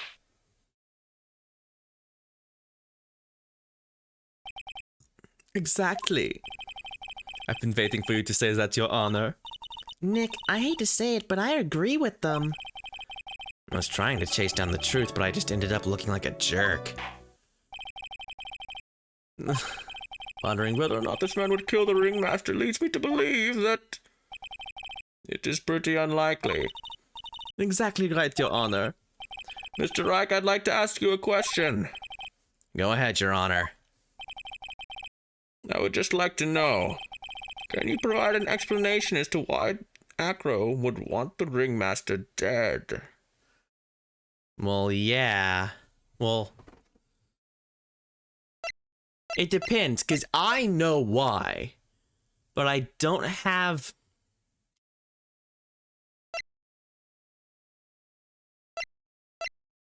I know why. I know the steps, but I don't have evidence.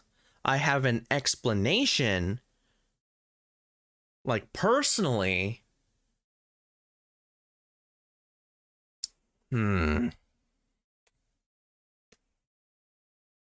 I also have the save button.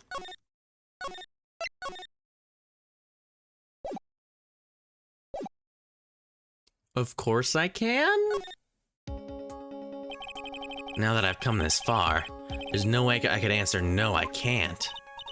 Oh, this is gonna be good. Very well then, please enlighten the court. Let's see some Evidence that proves Acro's... Yeah, I don't have that. I don't have any evidence. I have the scarf, I guess? This is why Acro killed the ringmaster. That's correct. What exactly are we supposed to learn from this piece of evidence? Well, you're supposed to learn that... You know what? Yeah, fuck off. I don't have any specific evidence that says, here's why.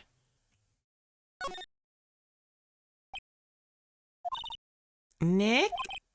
Yeah, I didn't have to think about it. It was obvious from the start. Your Honor, the reason that Acro killed the ringmaster is something that can't be proven. What? That's because Acro had no reason to kill the ringmaster at all. Ow! Your foolish attempts to fool us like foolish fools is so foolhardily foolish. Did you forget? You made an accusation against this witness, did you not? I believe it was the real killer of Russell Berry, ringmaster. If you want to jump to the end of things, then yes, that sounds about right. The end of things. Acro. You didn't plan to kill the ringmaster at all, did you? The ringmaster wasn't your target that night. What did you just say? I'm saying that the target of this witness's murderous plot was not the ringmaster. Because it was never his intention to kill Russell Berry to begin with? But Russell Berry, he killed the kid. Or maybe it was one of the other guys. He thinks maybe he thought it was Max and he wanted to kill Max? But then that doesn't make sense as to why. Because he gave the note, right? And then Russell Berry ripped up the note. He was like, murderer, don't say that. I hate that because I'm mad because I killed the kid.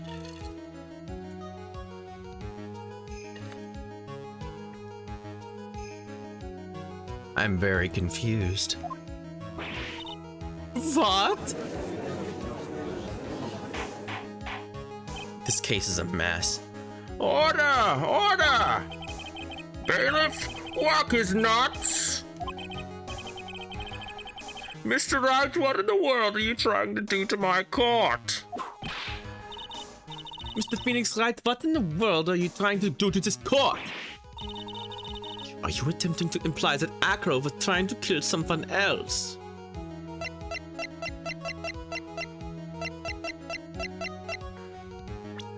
Okay, but I don't know who... Was it Max? Was it one of these clowns? Ben or Max? Because they were trying to marry her? Marry Regina, and he thought they killed him?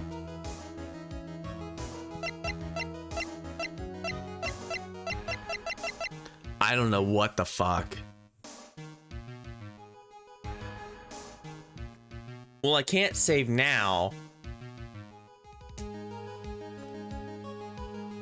I'm very confused. One moment.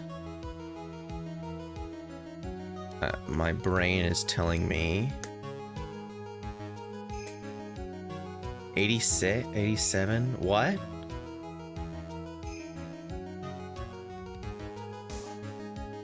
What are you talking about? Oh, nice. That's good.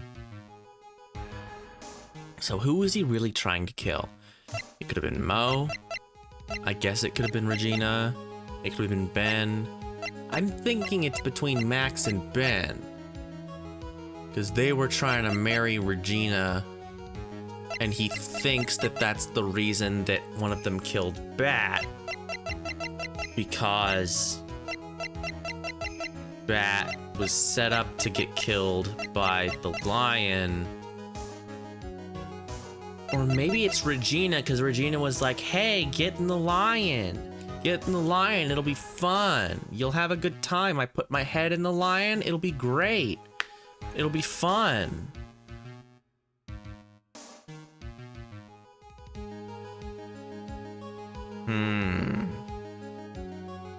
It could have been any of them, except for Mo.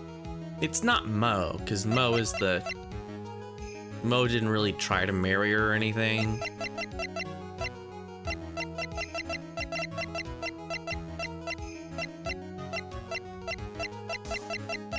Okay, I'm gonna consult my brain to tell me which one it is, because it's one of these three people.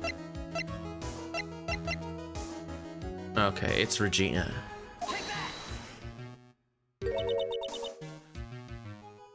I don't know, that's sort of a stretch. I had to really stretch my brain to think about that, but I guess I get it.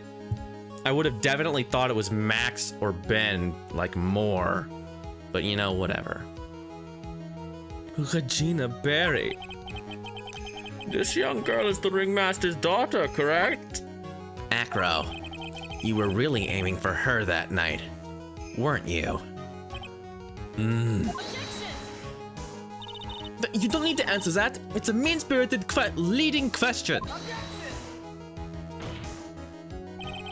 He could easily answer this question.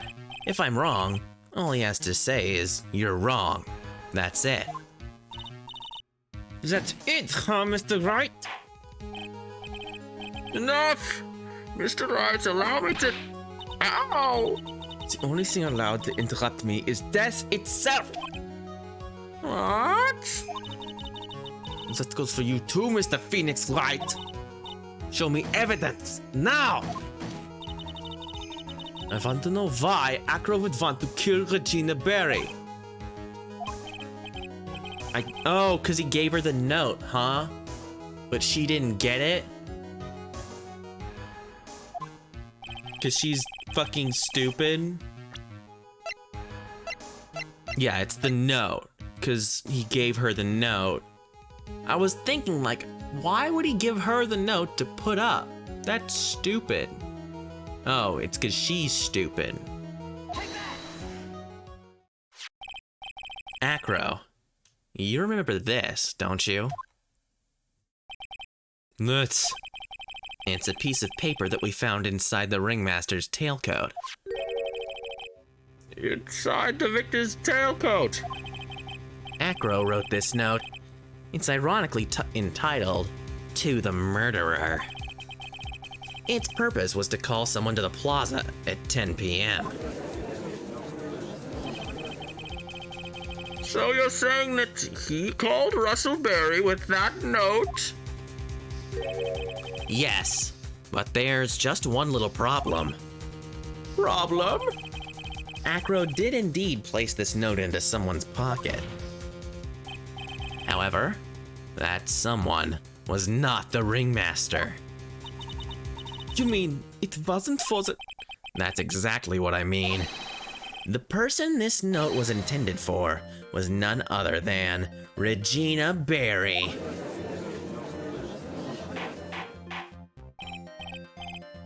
Order! Order! Order! Mr. Wright, this little theory of yours. It's the truth, Your Honor. It isn't a theory.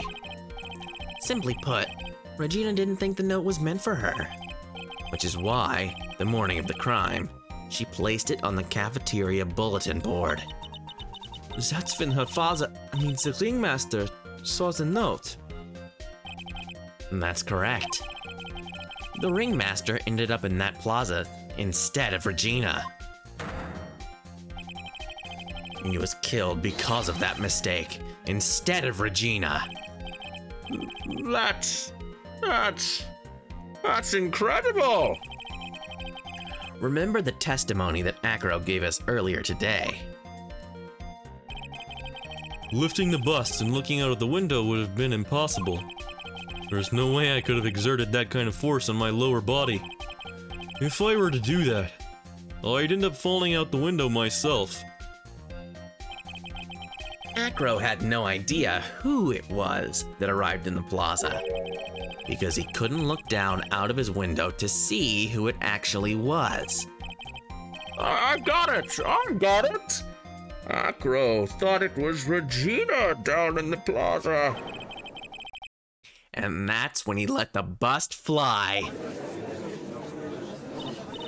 Hey, Nick. Isn't Regina listening to all this from the audience? She is, unfortunately. It's only gonna get harsher from here. I hope Regina can handle it. Acro wrote this note to Regina. Foolishly. Yeah.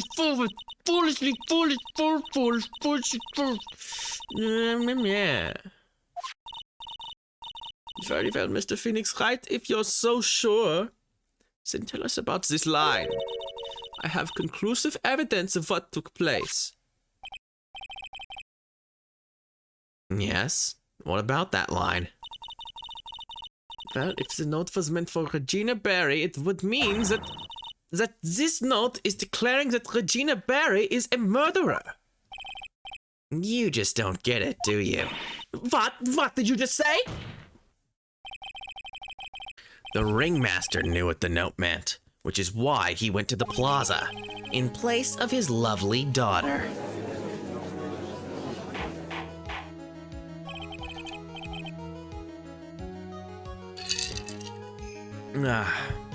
Hold it right there, Mr. Wright.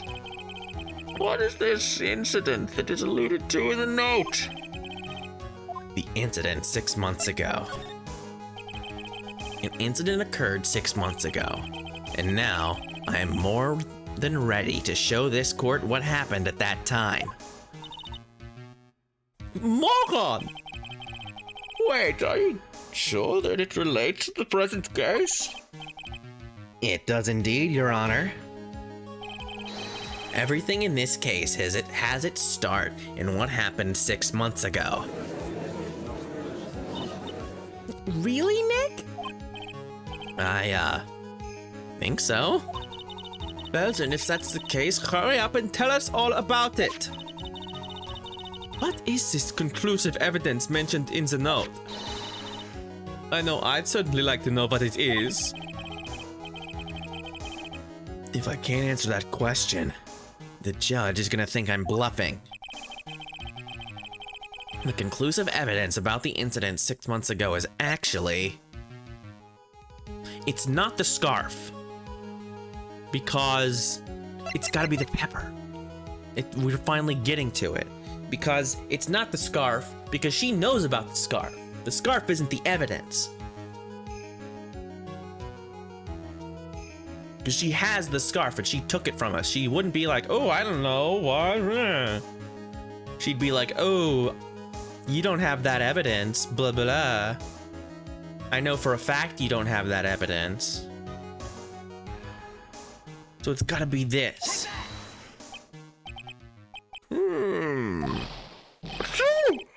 Okay, I was scared for a second when he was asking the question. What kind of spicy joke is this, Mr. Phoenix Wright? It isn't a joke at all. It's the decisive evidence you asked for. What do you mean? Recall that the victim was trying to take the wooden box away with him. He was doing so because this piece of decisive evidence is what was inside. Another unbelievable conclusion. Very well, Mr. Wright. So, what exactly are you saying? Are you claiming Regina Berry killed someone with a small bottle of pepper? Taking the note into account, that's the only logical conclusion you can draw. Foolish something foolish fool. I feel so sure, Phoenix Light. Then answer this question. Who was Regina Berry's intended victim? Bat.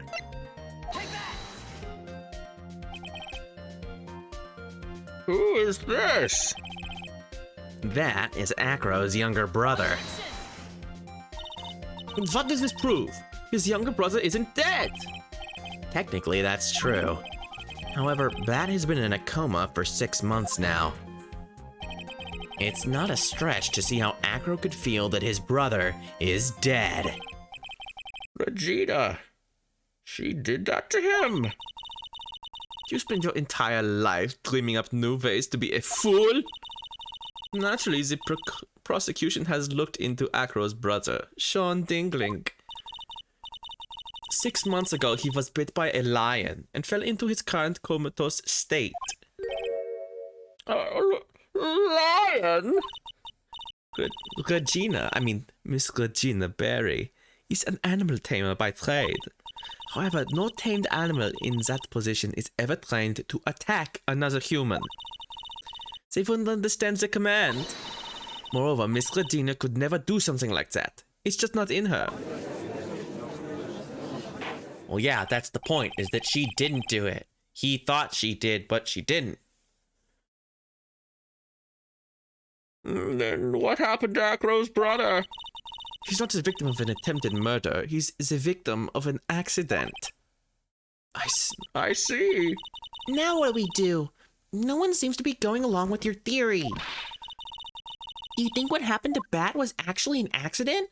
No, it was more than that. The lion biting Bat was no accident at all. What? You're such an amateur, Mr. Phoenix Wright. There's no way that Regina would ever incite her lion to attack another human being. She may not have incited the lion to attack another human being, but Regina is responsible for making the lion bite Acro's brother, Bat. Okay. Pepper? No, we already did the pepper, so I guess this is the scarf now? Okay, the thing went away. That's just a scarf. Acro. This scarf is something that Bat used to wear, correct? That's right. And who's the one that gave this scarf to Bat? Regina. Regina gave it to him. Regina! There is something more than just blood on this scarf, Your Honor. And what might that be? Pepper. Pepper? Pepper. Regina gave this scarf to Bat right before the accident, and she covered it with as much pepper as she could.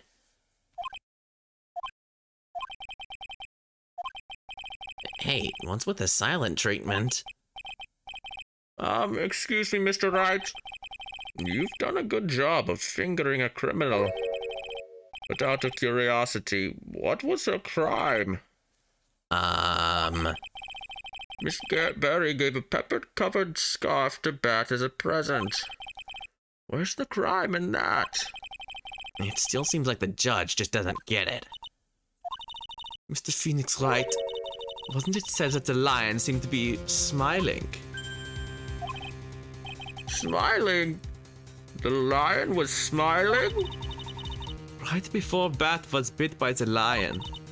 For a moment, the lion's mouth changed, and it looked like he was smiling. Lions smile? I've never heard of them smiling. However, Lions sneeze. Whoa, whoa, whoa. Leon wasn't trying to bite Bat at all. Okay, well that's stupid. In reality, all he actually did was sneeze.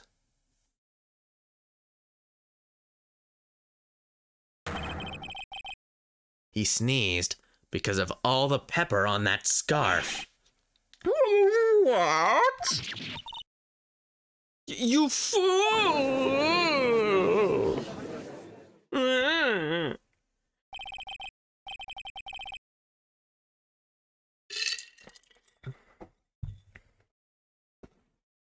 You've got to be kidding me! What's the matter, Miss Von Karma? I object for objection's sake. Mr. Phoenix writes you this theory. You believe it? You really intend to say that this is how this joke of an accident actually happened? Of course I do. It's the truth. The lion sneezed due to the pepper, and that's when Bat lost consciousness. Acro nearly lost his brother due to this accident. Or this joke, as you put it. Which is why he tried to get his revenge against Regina. You foolish idiot!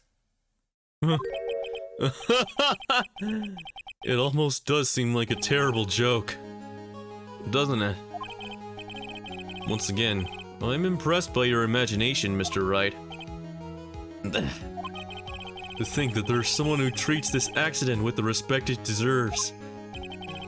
Are you telling me that what I said was true? Acro. You don't mean, you can't mean, witness! Are you confirming the defense's claim? Mr. Wright, unfortunately your imagination is not enough to find me guilty of murder. What do you mean by that? The pepper, the scarf, the lion.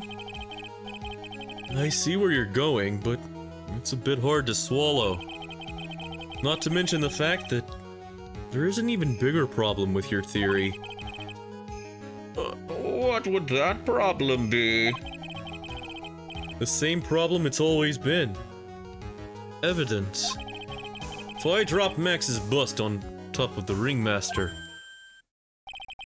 where's the evidence that proves that claim? You mean the conclusive evidence? The biggest problem is the murder weapon, or lack thereof, to be more precise. The murder weapon. The bust that the defense claims was used. If that were to be found in Acro's room, and if it was covered with the victim's blood, that would be awfully conclusive in my eyes. Yes, it would be.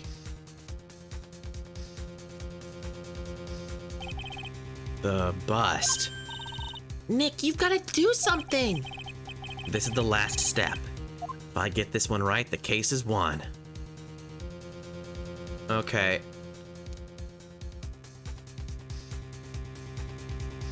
It's not in his room.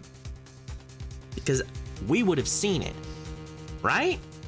Like we were in there when he wasn't in there. And it wasn't in there.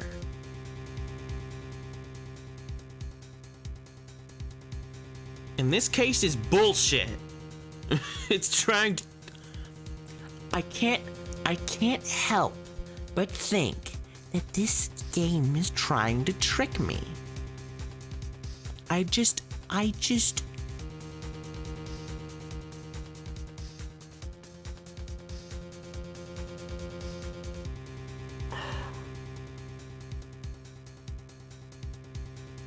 Of course, in reality, we could be like, yeah, search Acro's room, do tests, do the black lights and everything.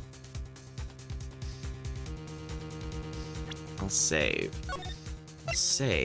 And you know what I'm gonna do? I am gonna make a bold decision. Because I think this case is trying to fuck me. I think it's bullshit. I'm calling your bluff. I'm calling your bluff, video game. This is gonna be really embarrassing if I'm wrong, but here we go. Because this is never the answer. This is never the answer.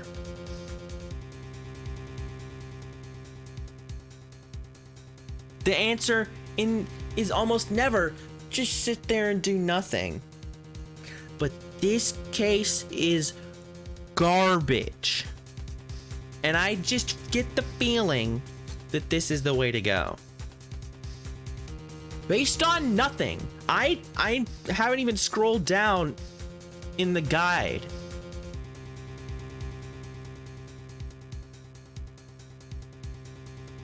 Like, the guide's still, like, up at the other part of the thing.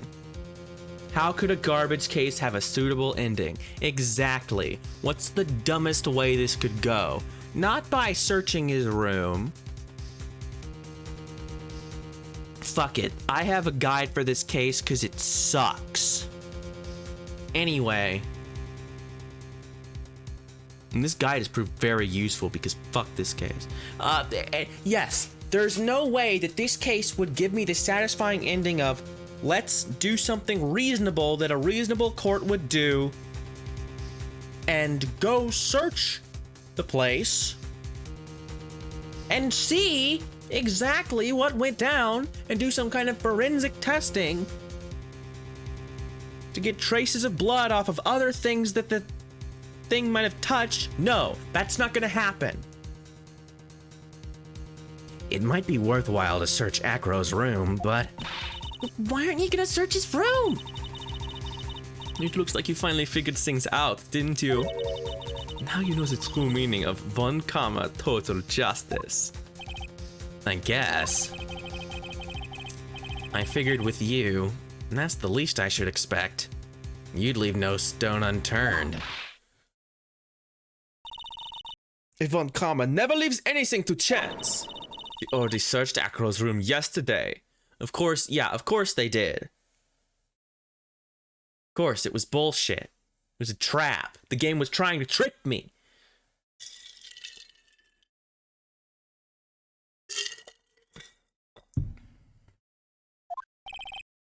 What did you find? There's no reason to even say it. We found what you think we found in that room. If you found what you think we found in that room, Acro would not be here as a witness. But to put a point on it, Max's bust was not in the room. The murder weapon is still unaccounted for. You see, Mr. Wright, the bust wasn't in my room. Furthermore, Detective Dick Gumshoe executed the search by complete surprise. And we took Acro directly to the prosecutor's office after that. End of story. Just wait a second. Something's funny about all this. It looks like you lacked the final nail to put into my coffin. But, what about the scarf? What about the note? What about them, Mr. Wright? No offense, but the only evidence that is relevant here is that which pertains to the death of the ringmaster. You should know that by now. Ah! Do something, Nick. Don't let this case slip away. Bust. Where is it now? Where's the bust right now? You know where the bust is. There's not even a single clue. How am I supposed to know where the bust is?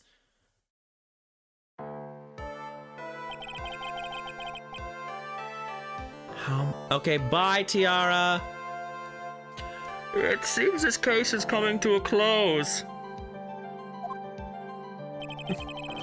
The defense's counter-arguments look to have fallen short.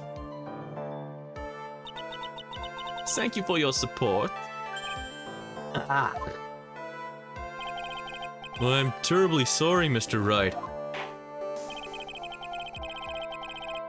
I think that brings an end to the cross-examination of this witness.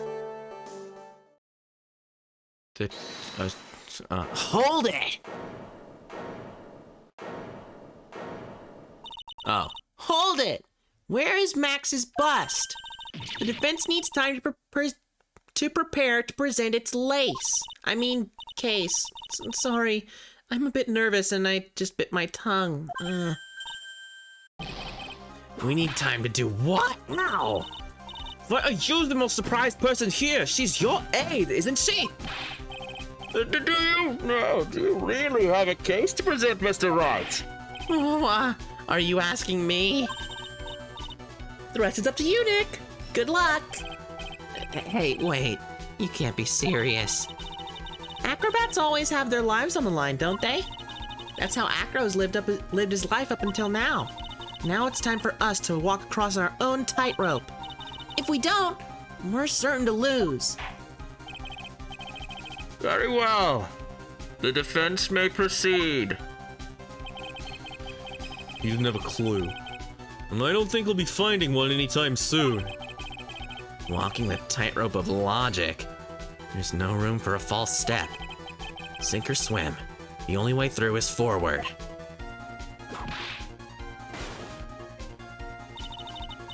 It's a murder weapon. Where is Max's bust now? No. No, no, no! No! No, this is bullshit. This is the dumbest answer. Let's be clear here. There's no way it's no. I can't fucking believe this. I'm gonna lose my mind. It's obvious. The bust is inside this very courtroom. The call is coming from inside the house. It's obviously where? Allow me to pinpoint the location of the bust once and for all. He's got it, I guess? He's got it with him. He's been carrying it with him in his chair, like under his chair or something.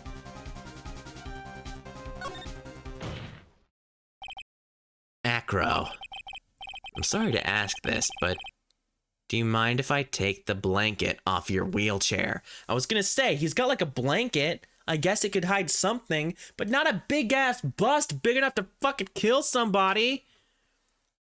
It's like life-sized. It's a human bust of a person.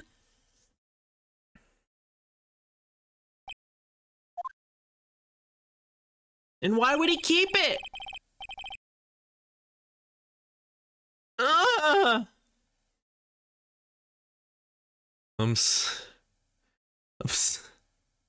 can't even do his voice.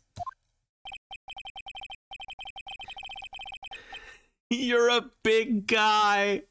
Fuck, that's the last thing I needed. The last thing I needed to see was you're a big guy. For you?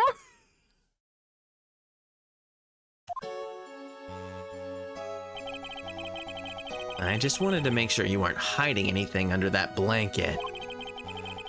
Because it seems to me that it'd be really easy to say, hide a bust under there. How?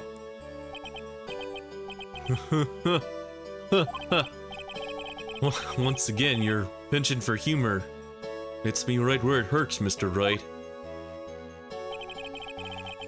I think it's pretty amazing that you can laugh in your position.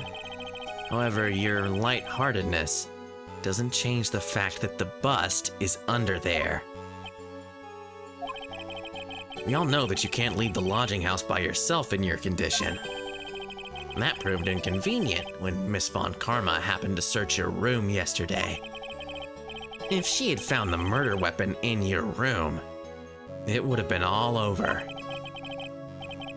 Which is why you had to hide it in the only place that you could hide it, under your wheelchair. Which is why, Acro, I have to ask you again. Would you please remove the blanket from your lap? I'm in charge. Do you feel in charge? I do not feel in charge. I absolutely do not feel in charge right now. I feel like I'm dying. Well done, Mr. Wright. Masterfully played.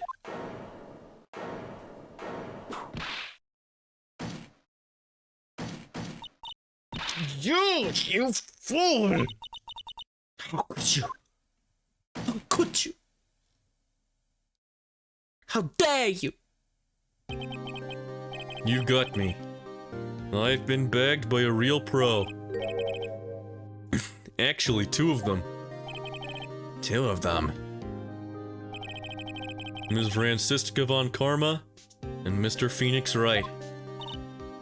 What? There's just one thing I'd like to know. How did you know to launch the surprise search on my room last night?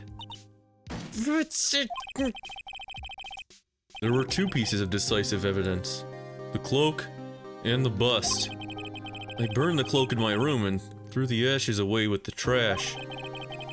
Regina always took my trash out every morning, you know. But the bust. Obviously, I couldn't throw that away. When you executed your search, all I could do was try and hide the bust. The only place that I could hide it quickly was under this wheelchair. Ms. Von Karma, you had things all figured out, didn't you? Shut the fuck up. Hiding the murder weapon, yada yada yada. She didn't know shit. It all makes sense now. I can't believe that Von Karma thought that far ahead. It's amazing. Uh-huh. You definitely couldn't tell by looking at her. I know, I sure couldn't. I can't believe it. Me make a mistake. Why did I order a surprise search of your room? If only I hadn't done that. It seems we finally arrived at the truth. Acro, Yes, Your Honor. did you kill the ringmaster of the Berry Big Circus, Mr. Russell Berry? Yes, Your Honor. I'm responsible for that crime. Acro.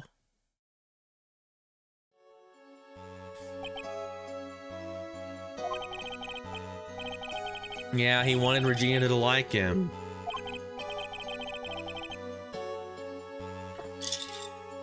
He sprinkled some pepper on Regina. She started sneezing so hard you couldn't help yourself from laughing. To get him back the same way. And that's why she covered the scarf with pepper. I know she didn't mean for anything bad to happen. I know this. She just wanted to make my brother sneeze a few times too. But I just couldn't forgive her. No matter what. What am I truly guilty of? I'm guilty of never, ever being able to understand her. Your brother became a star. Regina believes in that so purely. And she would laugh innocently when saying it. Too innocently. But I just couldn't stand it. No matter how hard I tried. That's when you decided to do something about Regina. How dreadful. So are you saying that you are a victim in all of this as well? No, that's not what I mean.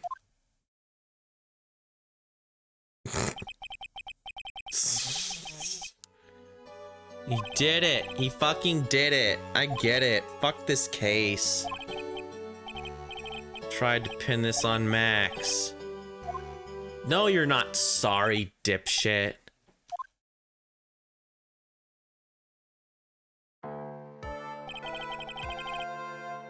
Yeah, this has been a strange case. Almost as terrible as the circus, and Von Karma's gonna kill herself. Yeah, I beat you again.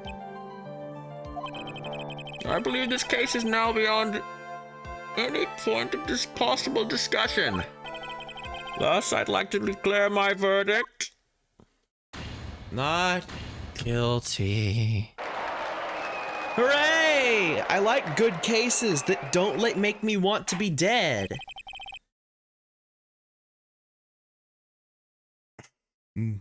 This court is adjourned. Great. Oh, well, that's even better. That's even better than good.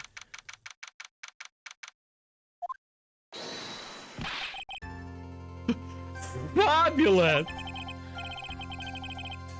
But to be honest, I can't really be too happy about all this.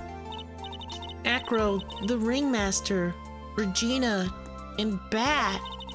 Not a single one of them was a bad person inside, huh? What? No, Acro was a terrible person. Acro tried to kill a girl because she didn't get death. He tried to kill a 16-year-old girl because she didn't really comprehend death the same way he does. It's fucking stupid. The man is a sociopath. No, he's not. He's a psychopath. He's a like insane murderer of like the worst degree. I'm gonna kill this child because I don't know. Fuck it. Whatever. Stupid. He was a very bad person. Many congrats, but only at max 1,000,000 of them. Thank you. What's with the vibe in this room? We're just thinking about Acro. No. If you worry about people too much, then you'll be like this forever and never be happy. Huh? Oh, she's crying. She's been like this for a while now. I'm not doing a wah-wah. Sweetie pie. Bat and Acro, they're never coming back. Now everyone's gonna split up. I can't do it. The voices are going. It's a nightmare. Tell me something. Oh, okay, I gotta present something. What do you want to know, Regina? Acro said something right at the end. I just couldn't up and leave yet. Does that mean that Acro... Is he gonna try and get his revenge on me? No. I don't think so. He's not gonna do that to you, Regina. Are you sure? You're really sure? I can believe that? Yeah. Acro doesn't have any desire for revenge anymore. If that's true, then I want to see some evidence. Huh? I want to know you're not just making up that stuff about Acro not wanting revenge. Well, evidence that Acro doesn't want revenge. Well, he wanted to stay around for his brother, because his brother's still alive. But do I give her... One fucking second. Yeah, I do. Acro didn't want to get caught for a reason. He wanted to see his brother open his eyes again. Bat! That's right, Regina. He's still alive, you know. I never knew. But now that Acro's been caught... Uh-huh. I know. What? I'll do it. I'll stay next to Bat as long as it takes. Until he opens his eyes. And then he can... until he can meet Acro again. That's so sweet of you, Regina. I'm sorry, Acro. Blah, blah, blah. Blah, blah, blah. Max. What is it, Mo? Oh, we really put you through a lot, didn't we, buddy? I'm sorry about what happened. Now, whenever you'd like to leave us, I'll pay you a free trip and rip up the contract. Fee and rip up. I understand. What a fabulous thing to do for me. I might even leave tomorrow. What's gonna happen to that circus now? That's the big question. Our ringmaster was really an amazing person, wasn't he? Even though he's not here anymore, everyone's sticking together. The staff, the performers, no one wants to leave the circus. That's why I've made a decision. What is it? I've decided that I will take over as the new ringmaster. I'll turn this circus into the best circus this world has ever seen. The best circus the world has ever seen? Don't laugh. That's quite the goal. Yay! I can't wait! Then I guess that changes things. There's only one thing the best circus in the world has ever seen needs. The world's best illusions. Which means this circus needs the best magician the world has ever seen. Mac. Let's work together and make our circus super fabulous. What do you say, big guy?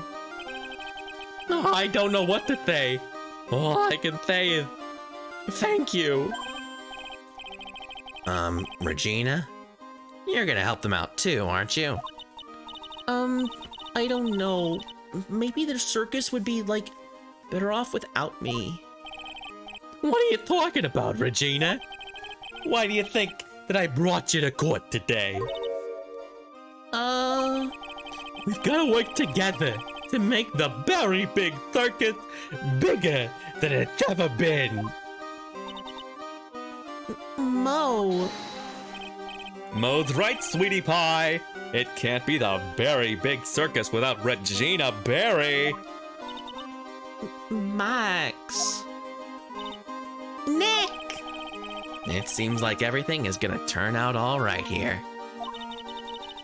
I can't wait to go see the best circus the world has ever seen. We'll save you the most fabulous seats.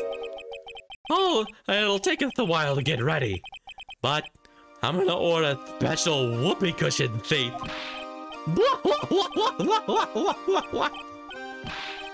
He's having a great time.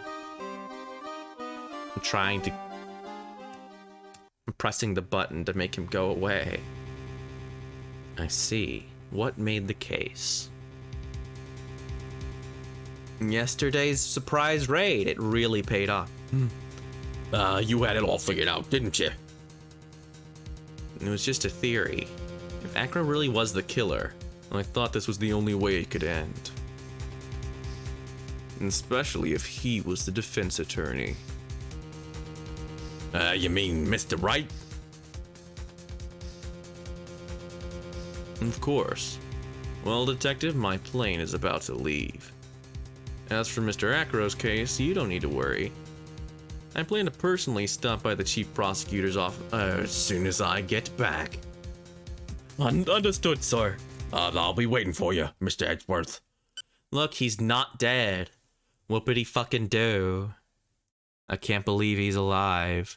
And that I also didn't know that it was him, so I did the wrong voice. So I didn't get a chance to do my Edgeworth voice. Look, there he is. You could even fucking see him. Anyway, a brand new episode. There's a man hand hook car door. Look at it. There's a big mechanical arm. What's happening? This is gonna be a nightmare.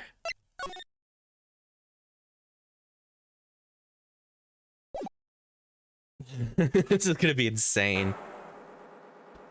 Very long case, huh? Who'll be this year's Grand Prix champion? Who will be our hero of heroes? Look at it, it's Kamen Rider. Will be last year's runner-up, Jammin' Ninja. Read Captain Saipan from all the way to the lovely tropical island of Japan.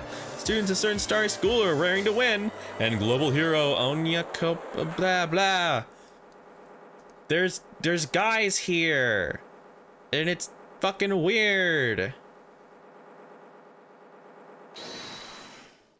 It's me. What is happening? He killed the moon. What?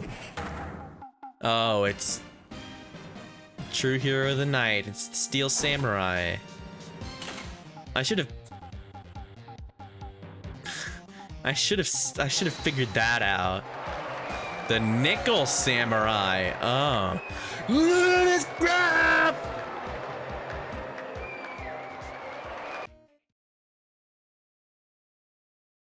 It's the Steel Samurai again. But it's the Nickel Samurai. But what? Ooh, the Gatewater Hotel. All right, yes! Did you hear that, Nick? Did you? The Nickel Samurai, he did it! Yeah, he sure did. I'm getting too old for this. It's Powers! Wait, what was my Powers voice? It was the lion. It was the Cowardly Lion, but He's the clown voice also. I gotta let me.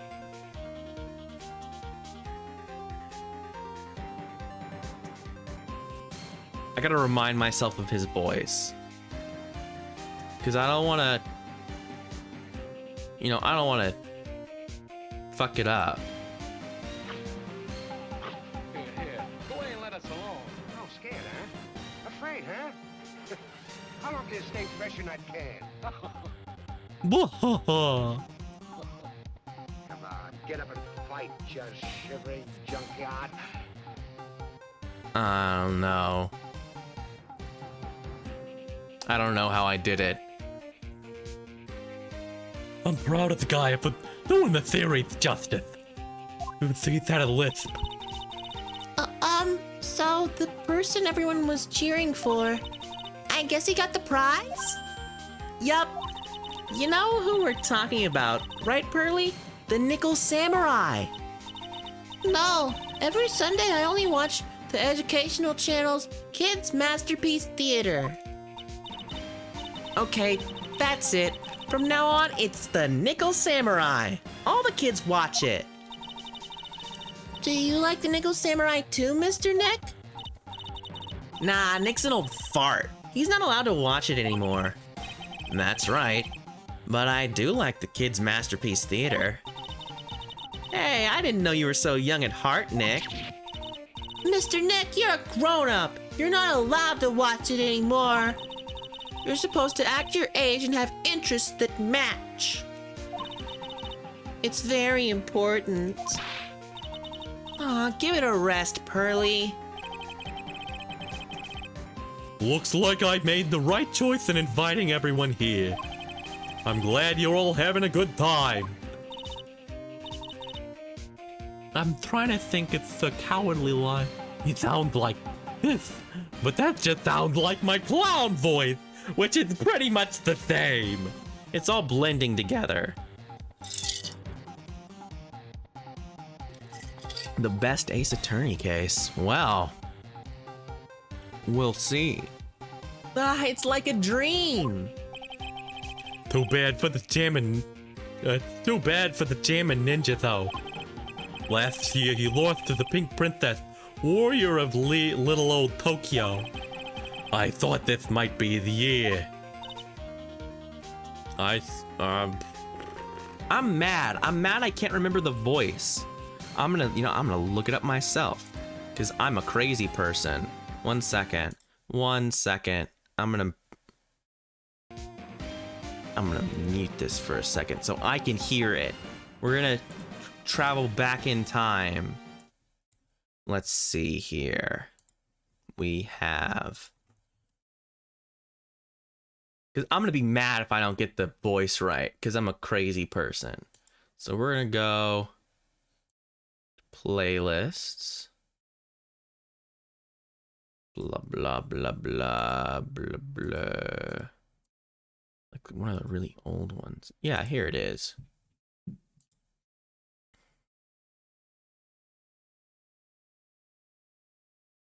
One second. I will find this.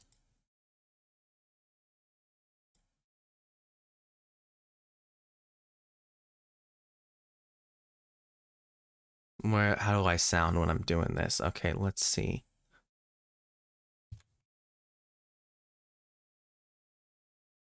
Come on, say something, me.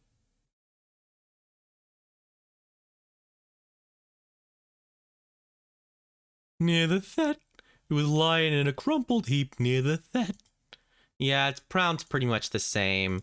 I'm mad now. I'm mad at myself for only having a few voices. And for using the Ed Wynn voice twice. Come on. Oh, hey, did anyone else think that the Jammin' Ninja looked a bit different today? Different? What do you mean? Well, he wasn't carrying his bright red guitar. Hey, you're right. Strange he'd walk around without his guitar.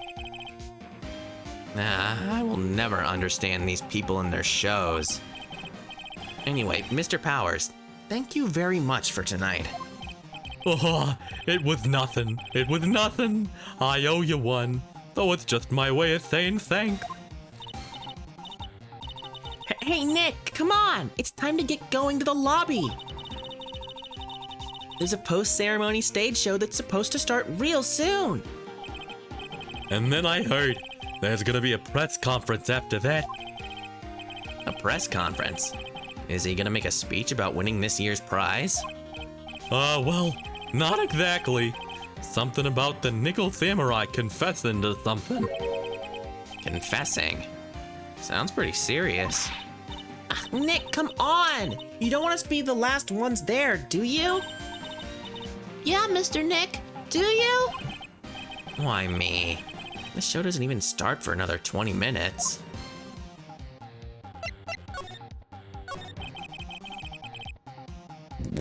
Ugh, big burps in my chest. That was bad. Ugh. Excuse me. I don't know what's happened. It was like bleh. Thank you very much for inviting us today. Oh, it was nothing, really. Guys like us don't get to come to a place like this often, so I thought I'd invite you all. Hey, Mr. Powers, what have you been up to lately? Well, since the Pink Princess successfully wrapped up last month, I've been on a kids' exercise show while wearing a rabbit mask over my face. Oh, I see. I'm still really sorry about the headache I caused you that time, Mr. Wright. Well, what's done is done, so let's forget about it. This is Will Powers. He's an action star. His popularity exploded when he was the Steel Samurai. And he was the first case Maya worked on with me. It's too bad you look scary, or people know you are a real softie who's good with kids. Thanks. I can't believe they're gonna make a movie based on the Nickel Samurai. I can't believe it either, but for a different reason. The Steel Samurai, an epic story of one hero in a desperate fight against his arch nemesis, the evil magistrate, in the city of Neo-Old Tokyo. And last year, they started a new series, The Nickel Samurai. The new series seems to be a hit with the kids, too. I'm really attached to the Steel Samurai as a show, but I was hoping that maybe I'd get the chance to do something in this new one. Yeah, that's too bad. It'd have been awesome to see you with the new actor, Matt Ungard. Ungard. He's super popular right now.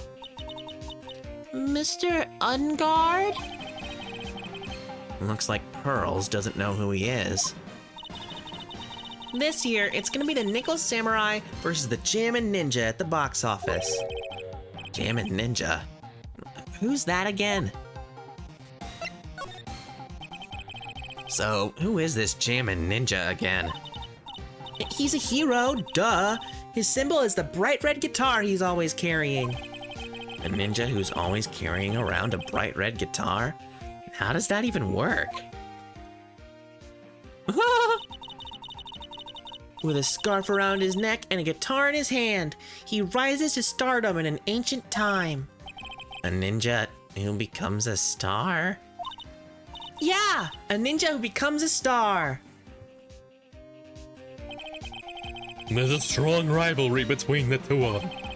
Global Studios, Nickel Samurai, and Worldwide Studios, Jammin' Ninja. They even air at the same time. You know what I heard? I heard those two don't get along at all. The Nickel Samurai is on guard, and the guy who plays the Jammin' Ninja, I mean. The Nickel Samurai speaks French? Oh, you mean Matt on guard, the actor. I guess even the world of heroes isn't a sparkling, happy place. Yeah.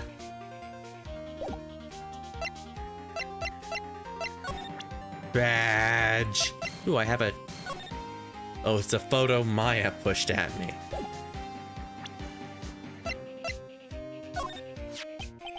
I really owe you one. If it wasn't for you guys, I don't know what would have happened. What you did, it was a real tight spot I was in, and you fought so hard to get me out. I don't care what happened. I'll never forget everything you've done for me. Yeah, you better not. And this sure is one luxurious hotel. Almost to the point of gaudy. With how it blends together everything fancy imaginable. Speaking of fancy, didn't that bellboy give me something like that last year? If this is all a dream, I don't ever want to wake up. And all the directors and stars that were here to see the heroes. Wow. I had no idea who most of them were. Neither did I. Nick, you've got to cut that news-only habit out. Your new show is going to be the Nickel Samurai, every Sunday morning at 8. Oh, I know. We can watch it together, starting next week. I'll come wake you up extra early to make sure, okay? I'm fine. You know, you really don't have to on my account.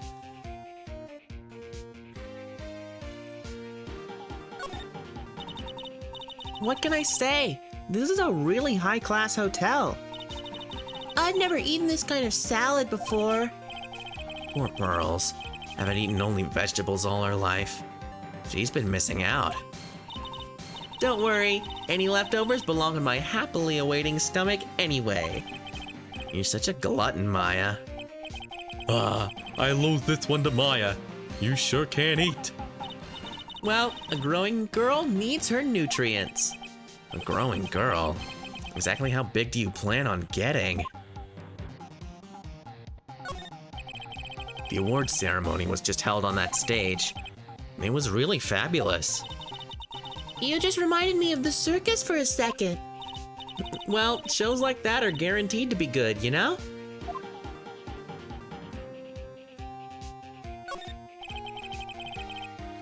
There's a grand set of doors over there. And behind those doors is an equally grand lobby. Shall we go take a look, Mr. Nick? Hey, wait up! This grand dessert is calling to me. It's saying, eat me now! Alright, time to go.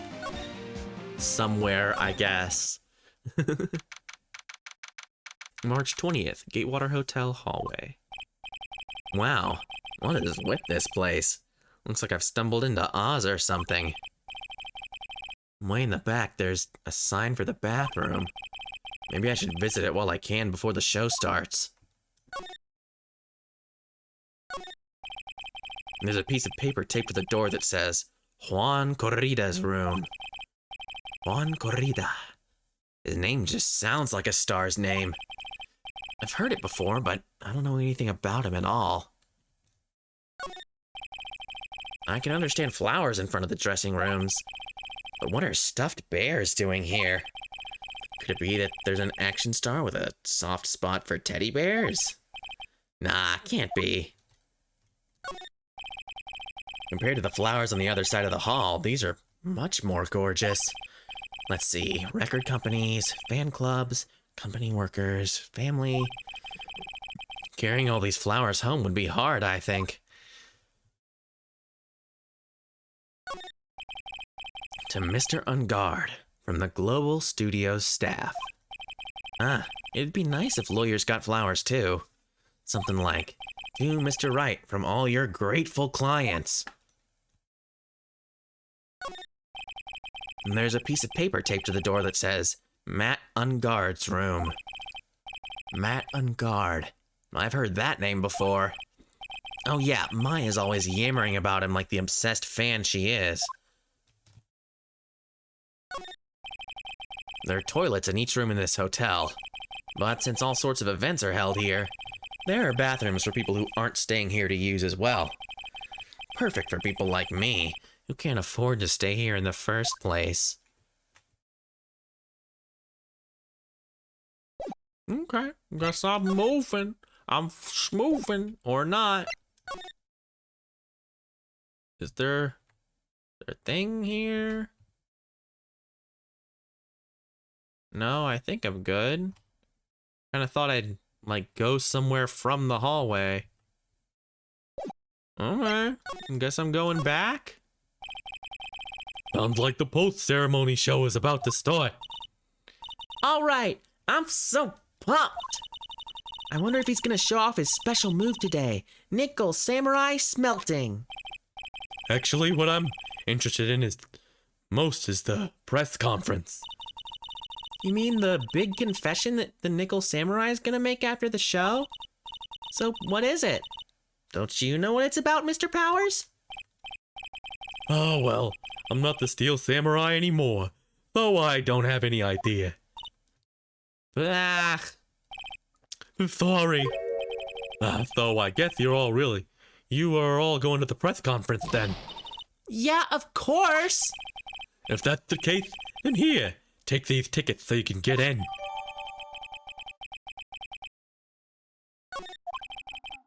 Thank you very much. Well, let's get going to the lobby. It looks like it's over this way, Mr. Nick. Okay, for great justice. The hotel lobby. The hotel lobby. Just take it to your room and somebody give me that toot toot and give me that beep beep. Running her hands through my throat, breathing onto your phone. Only a really gaudy hotel would have such a large, gaudy lobby to match. Ah, I think they're gonna have the post-ceremony show over there. They're using a compact stage, I see. Ooh, I'm all ready to use my special samurai power. Maya looks like she's ready to start a fight. Your attention, please. Your attention, please. The Nickel Samurai's post-ceremony stage show will not be held tonight due to unforeseen circumstances. Wow, why? Ow, you didn't have to pinch me. Pinch yourself if you don't believe it. We are asking for everyone's cooperation at this time. So please, stay where you are. This is a special request from the police. Police? Did they just say the police? You want me to go check out what's going on? Wait, I'll come with you. Freeze! You two, didn't you hear the announcement just now? It just finished telling you not to move. That voice. I've heard that voice somewhere before. Honestly, youth these days can't be bothered to listen to other people when they talk. Just the other day it was the same. Oh no, I know who this is. Oh, I've heard her before. The youth these days. Yeah, okay, lady. Newts. This non-stop chatter. It can't be. Miss Oldbag? What is it, you young whippersnappers? Do I know you? Wait, you're Powers, aren't you? Yeah, about what happened back then. You didn't even get nominated this year, did you? Oh, that's right. You're doing that children's exercise program. Trying to play nice. Yeah, that's me. Thankfully I still have a job. I love that show, and you're a hoot. You're the big brother character, even with your face, blah, blah, blah, blah, blah. I'm not even gonna try and read it. Her voice hurts me.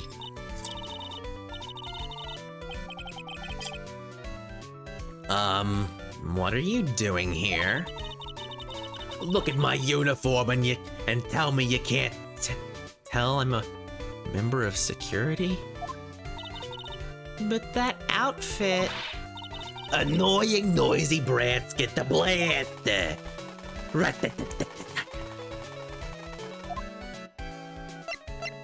Hi, old bag. Miss Oldbag, what are you doing here? What happened to your position at Global Studios? Oh, that old place. Well, since that incident, they've been letting people go. When they cut the security team, I got the pink slip. What incident? What did you do? I didn't do anything, you youngin'. Don't you remember that incident a year ago when the lady got on the witness stand and testified? Yeah. And weren't you the one who was bullying me, this fragile girl at heart? I plead the fifth. But Does she? I think maybe I rubbed the upper management the wrong way by testifying. Yes, that has to be it. Everything is all your fault. Me? I thought about being a bodyguard at first, after being handed old Pinky. You? A bodyguard? Oh yeah, she totally does.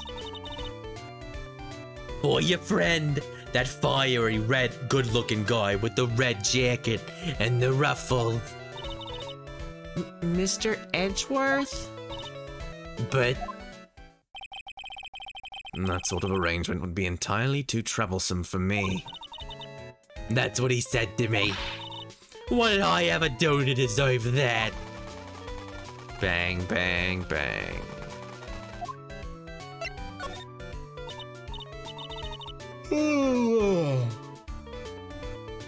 Did something happen?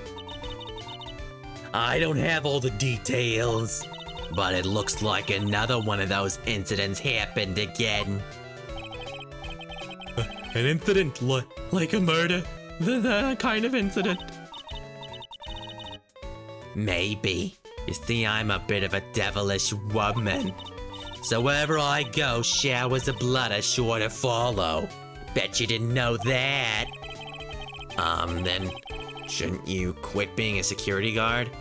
At least for other people's sake. Silence, whippersnapper. Hey, Nick. What is it? I don't like that devilish smile playing on your lips. Let's make like we're going to the bathroom and check things out. No way. The police told us not to go anywhere. Remember? Huh? How boring.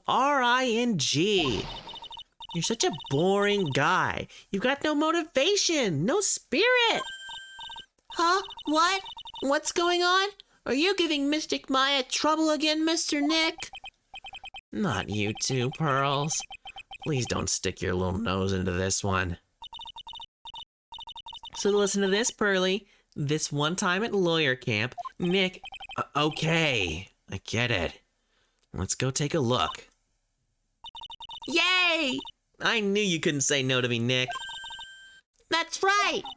You'd walk over miles of hot coals for Mystic Maya, wouldn't you, Mr. Nick? That would be every time we work a case together. Well, what are we waiting for? Let's go already. You can come along too, Pearly. Goody, I get to come, I get to come. All right, here we go. Relajul. There's nothing really out of the ordinary here. Are you looking for the incident the old lady was talking about? Doesn't look like it happened here. Well, we'd better go look somewhere else. All right, then let's try. Excuse me. Oh, jeez. Are you by any chance, Miss Maya Fey? Yeah, that's me. You have a phone call waiting for you at the front desk.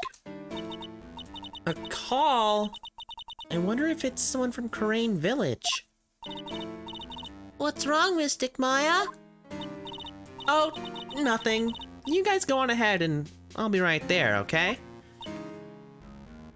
Okay. Right this way, Miss Fey. Let's go look somewhere else now, Mr. Nick. Yeah, okay. This is a little exciting and a little scary. All right, where are we going? Go to the hallway, I guess. The only other place we can go. Who told? I get the people the info they want, which means I've got a right to know. Nope, don't care who you are, pal. Well, we're still investigating, so you can't go in. What's your problem? Oh God, it's Lotta again. Scruffy detective's secret scandal revealed. You'll see, I'll get you back. Those two sound pretty serious. That southern accent can only mean... Hey, right? Hey, Lotta. Come on, do a gal a favor and tell this cop I'm just doing my job and I've got rights. But you! Ah, Detective Gumshoe. Hey, pal, help a guy out. Tell her that only the police are allowed in here. This is the scene of a murder, so she should leave this to us pros. A murder? Aw, shoot. Me and my big mouth. See? I knew it. My gut instinct told me so. I always trust my gut. A murder, it said. And that's what it is. A genuine murder. Hey, wait. Oh. Hee-haw, a murder, a big star, no less. Oh man, I'm in trouble now. What's up, Gumshoe? So, Detective Gumshoe. A murder? No, that's not it. I got my facts mixed up for a second, pal. Mr. Nick? Is the dead person the Nickel Samurai? Huh? Why do you ask? Well, Mystic Maya was rooting for him, so... It wasn't the Nickel Samurai that got bumped. Actually, the Nickel Samurai is the one under the suspicion of doing the bumping off. What? The guy that died was the hero named the Jammin' Ninja, pal. The Jammin' Ninja. That woman with the big puffy hair that looks like cotton candy. You mean Lotta? That woman. She was there that time too, right? That time? When Mystic Maya did that channeling? Oh, that time. Well, Lotta's a journalist, so that's why she was here. Journalist. It looks like she was hanging around here before the murder happened. Ooh. Got just a burp. Just a second. Ugh, I don't know what the deal is. My stomach was just like, very unfortunate, very unsettling. Hanging around? Yeah, hiding in wait in front of the Jammin' Ninja's door, pal. But why would she? She wouldn't tell me, pal.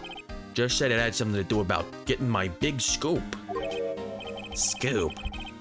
What sort of news could she be after? So the victim was the Jammin' Ninja. Mr. Jammin' Ninja? He was on a really popular rival TV show, too, The Nickel Samurai. Oh! Look at this motherfucker! Look at this dude!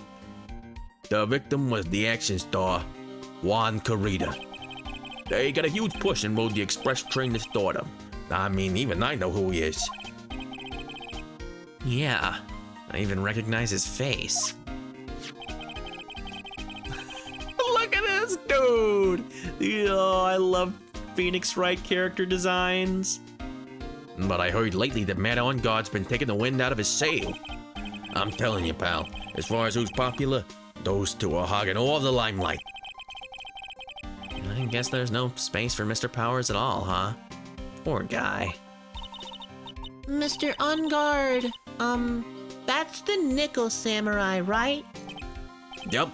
I mean, no, you've got to say it with more oomph. The Nickel Samurai. Anyway, so now that Juan Carita's gone, that means Mr. Ungard has the world stage to himself, wouldn't you say? I wouldn't bet on it, pal. We can't have that happen, you know? Can't have that happen. I wonder what that's supposed to mean.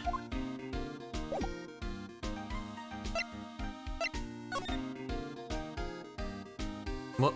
So, changed for a second. No, it was just someone selecting. Okay, nothing new. I guess I gotta go. No. No.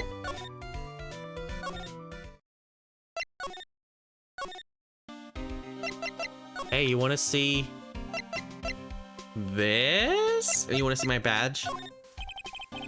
Would you take a look at this for me? Listen, pal. I'm not leaking any info about the evidence to you this time. If I do, my salary's really gonna get it.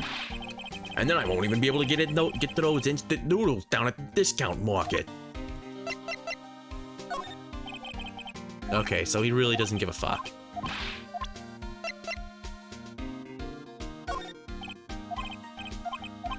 No, he hates it. He hates it. He really, really hates it.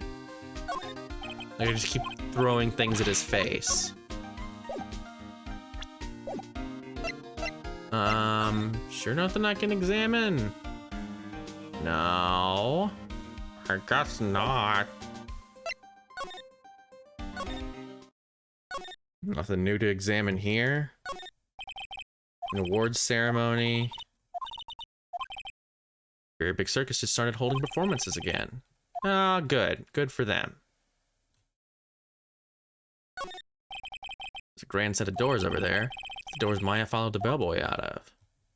Okay, can't go say hi to her. Chandelier. Yeah, it's a chandelier. For lighting up a room. Mr. Neck, can I look down now? My neck hurts. Profiles. Ooh. Good idea. I didn't even look at my profiles.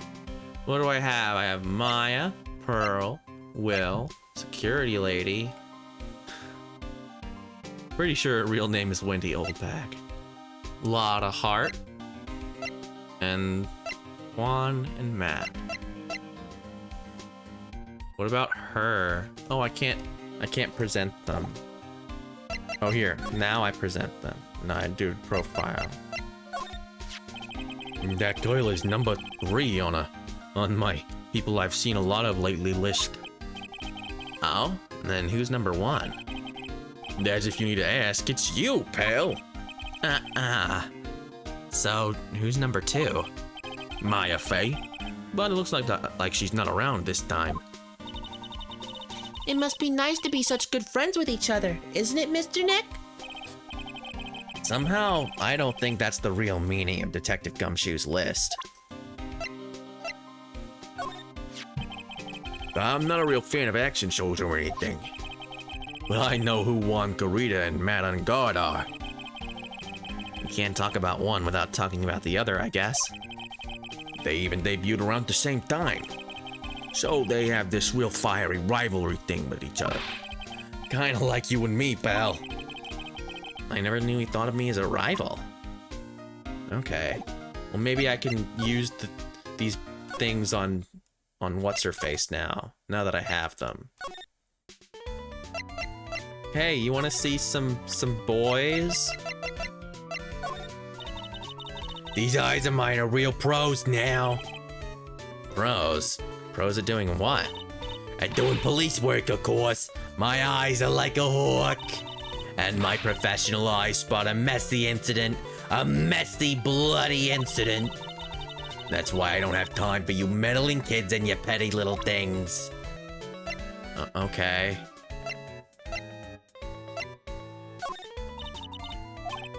She hates it. Okay. Interesting. 1 second.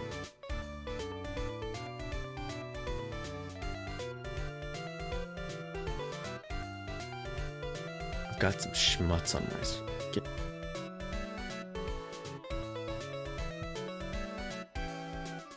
I guess that didn't work. I guess I didn't present.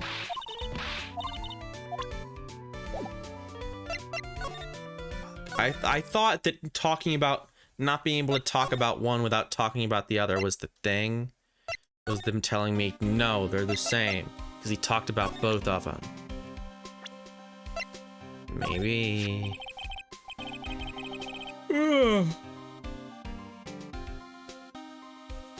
Excuse me.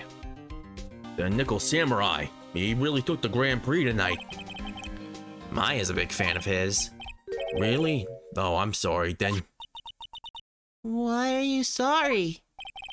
Man on Guard was just arrested, pal. On suspicion of murdering Juan Garita. What? Ah! Why was Mr. Ungard arrested? Sorry, pal, but that's not something I can tell you. We just started the investigation, so we don't want any leaks. Looks like yet another Steel Samurai hero is in hot water. Mr. Nick? If Miss Mystic Maya knew about this... Yeah, I know. She'd make me take this case. I know. Okay, well, I guess I did that. Maybe I can do something to... What's her face? Oh.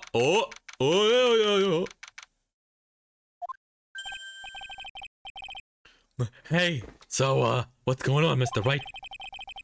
It looks like Juan Garita has been killed. What? Juan is... he's... It looks like he was murdered. That suspect is Mr. Matt Ungard. Yes, stopping music and the green text are very important to me, personally, in my heart. You're joking, right? Nope, they arrested the Nickel Samurai on suspicion of murdering the Jammin' Ninja. Oh, not again. I feel sick. Again? About a year ago, something just like this happened, Pearls. I still can't believe. No way Matt would. What's Mr. Powers got in his hand? Oh, before I forget, this is for you, Mr. Wright. I got this from the bellboy that came by earlier. Radio transceiver. For me, but why? I don't know. All he said was it was for Mr. Phoenix Wright, the attorney.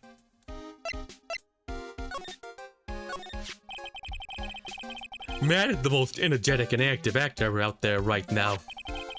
The Nickel Samurai was really sealed its place as the pop idol, but he kept adding fuel to the fire of the rivalry with Juan anyway. Mr. Juan, he's the Jammin' Ninja, right? Those two would butt heads over everything they could think of. But I'd say that Matt was the one who almost always came out on top. I guess some people only know how to relate to others by butting heads like a ram. Juan said that he'd take Matt on this time too, though he joined a rival TV show. And that was the Jammin' Ninja. Stylish Nickel Samurai and the Burnin' Jammin' Ninja. Well, things turned messy real fast, and those two were using their shows for their war. And the final tally. Look around. It's pretty obvious how things ended. Matt even won the Grand Prix this year. Final win over his rival, I guess. Mr. Ungard was going to hold a press conference, wasn't he? That's what I heard. Though if you wanted to get technical about it, it was the Nickel Samurai's conference.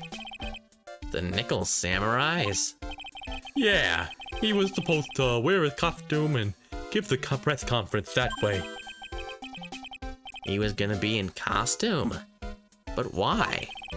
I'm not sure. They don't keep me in the loop anymore. I was just wondering, where's Mystic Maya? She's been gone a long time. Now that she mentions it, Maya was only going to answer a phone call. Maybe she got lost? I'll take a quick look around for her. Oh no.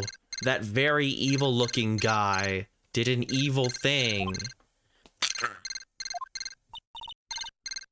What is it, Mr. Nick? Huh? I'm not so sure. It's coming from this transceiver. Yes? Hello? Right here. I'm gonna say it was that Kano guy. Yeah. Is this Mr. Phoenix Wright, the attorney? And you are? You don't need to know who I am. Well, I think you have other things to be concerning yourself with. Such as... Nick! Mystic Maya! Maya? So, Mr. Wright, wouldn't you agree that the more important issue is the fate of the girl? Her fate? Does he mean what I think he means? Maya, where are you? Are you hurt? Calm now, don't fall upon me yet. No, this can't be. Now that I have your attention, Mr. Attorney, I have a modest proposal for you. If you do what I require, then I will return to you your valuable item, unarmed. What is this called again in your fancy lawyer terms? Kidnapping for ransom. Yes, that's it. Is it kidnapping? Mystic Maya! Mystic Maya! My sight. Everything's fading away. Maya's been kidnapped. Yeah, Mr. Attorney. Are you there? How much? How much do you want? Very good, Mr. Attorney. I'm glad you have such a good grasp of the situation. Hurry up and state your condition, and then return Maya. Money is not what I seek. What? What I want is a certain verdict. I would like a complete acquittal. Complete acquittal? What in the world have you done to need... Oh, I'm not the person you'll be representing. What? You are currently at the Gatewater Hotel, are you not? I know that a murder has just taken place there. Juan Carita was killed, and the suspect is Matt Ungard. You are, as expected, quite on top of things, Mr. Attorney. Now, what I want is very simple. I want you to obtain a complete acquittal for Matt Ungard. Matt Ungard? But why? He did not kill anyone. I can attest to that. However what? However, someone is framing him for the murder. A very smart someone who is setting him up to take the fall. If I agree and do what he wants, can I believe he'll keep his end of the bargain? You are, of course, at liberty to take me at my word, or not. However, there is one thing you can take as a fact. Right now, your very precious item is with me, in my possession.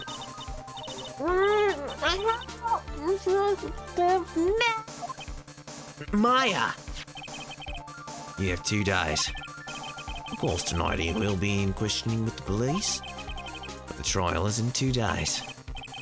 At that trial, you will win a not guilty verdict. Remember, you only have one chance. One chance, Mr. Attorney. One? You expect me to get a not guilty in one trial day? Yes, exactly. I don't believe I was wrong in choosing you, so don't let me down. Ugh! Oh yes, that's right. Now that I'm playing the role of the kidnapper, well, I can't pass up this chance to say. And don't even think about calling the cops. Not great, but you get the idea. Damn it! Who the hell are you? Very well, I'll tell you that much. My name is the Killer. Oh, great. His name's The Killer? How clever. Oh, Mr. Nick! Where's Mystic Maya? She's been kidnapped. No, it's all my fault. If only I had gone with Mystic Maya. It's not your fault, Pearls. But it is. It is. Mystic Maya. Mr. Right, I think we should tell the police what's going on. No, we can't do that. If we do, who knows what'll happen to Maya? Mr. Nick, what about the detective we saw earlier? Detective Gumshoe. Yes, that's it. Wait here, and I'll be right back. All right, I'll take care of Pearl while you're away. What? Ransom? Shh, not so loud. The ransom is complete acquittal for Matt Ungard. Wait, that deal is complete acquittal? In exchange for Maya, you mean?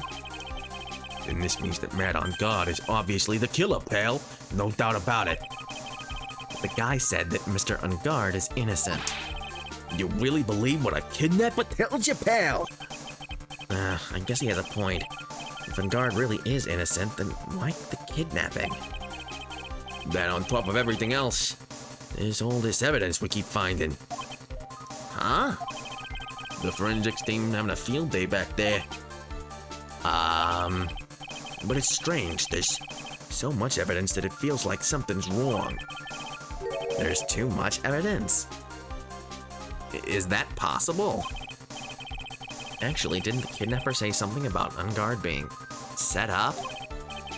Anyway, looks like you won't be leaving here tonight, pal. Just sit tight and cooperate with the investigation. Tomorrow, you can start yours. All right. Isn't there another way? Now, we've also got to be careful about punishing the kidnapper the wrong way. You're right.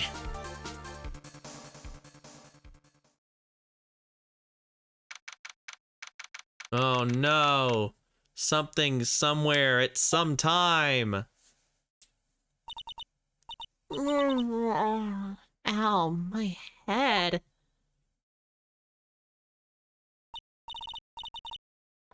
Where am I? I wonder if I'm still in that hotel. What happened to me? Nick, Pearly. Come on, you guys. This isn't funny anymore. I see you've awoken. Ah! Who are you? Me? I am known as the Killer. The killer? What do you mean, like an assassin? I'm too young to die. Don't worry. You are not my target. For now, anyway. Nick, where are you? Help me. Yes, that's right. Only one person can save you now, and that is Mr. Phoenix Wright. Huh? What? Nick? Nick's gonna save me? Calm down. Be a good girl. Think of this as a business transaction. A business transaction? I'm going to contact him now. I hope you'll cooperate and play your assigned role well. Nick. What's gonna happen to me? Nick, Pearly, Sis. Dun dun dun. Is this Mr. Phoenix Wright, the attorney? You don't need to know who I am. I think you have other things to be concerning yourself with. Yeah, okay. We already saw this. Dun dun dun dun. Okay. Good morning, Pearl. I think that is a good place to leave it off. We got a good introduction to the case, a good setup for the next time we play, which will be, in a few days here. It's a cliffhanger. It's exciting. So yeah, I'm gonna pack it in for today. Boy, am I glad to be done with that other case. And boy, does this seem way more interesting than a stupid circus bullshit. I was tired of stupid circus bullshit. Thank you everyone for coming out. Thanks, Sabaka, for hanging out with me when Tiara left. But I am tired, my voice is tired, and I think it's a good time to cut it off. So I will see you all tomorrow for... what's tomorrow? Yakuza, I think. I think that's right. If it's not, then it won't be Yakuza. It'll be something else. Who knows? Maybe I'm dumb. But I'll see y'all tomorrow, same bat time, same bat channel. So have a good rest of your day. I will see you again.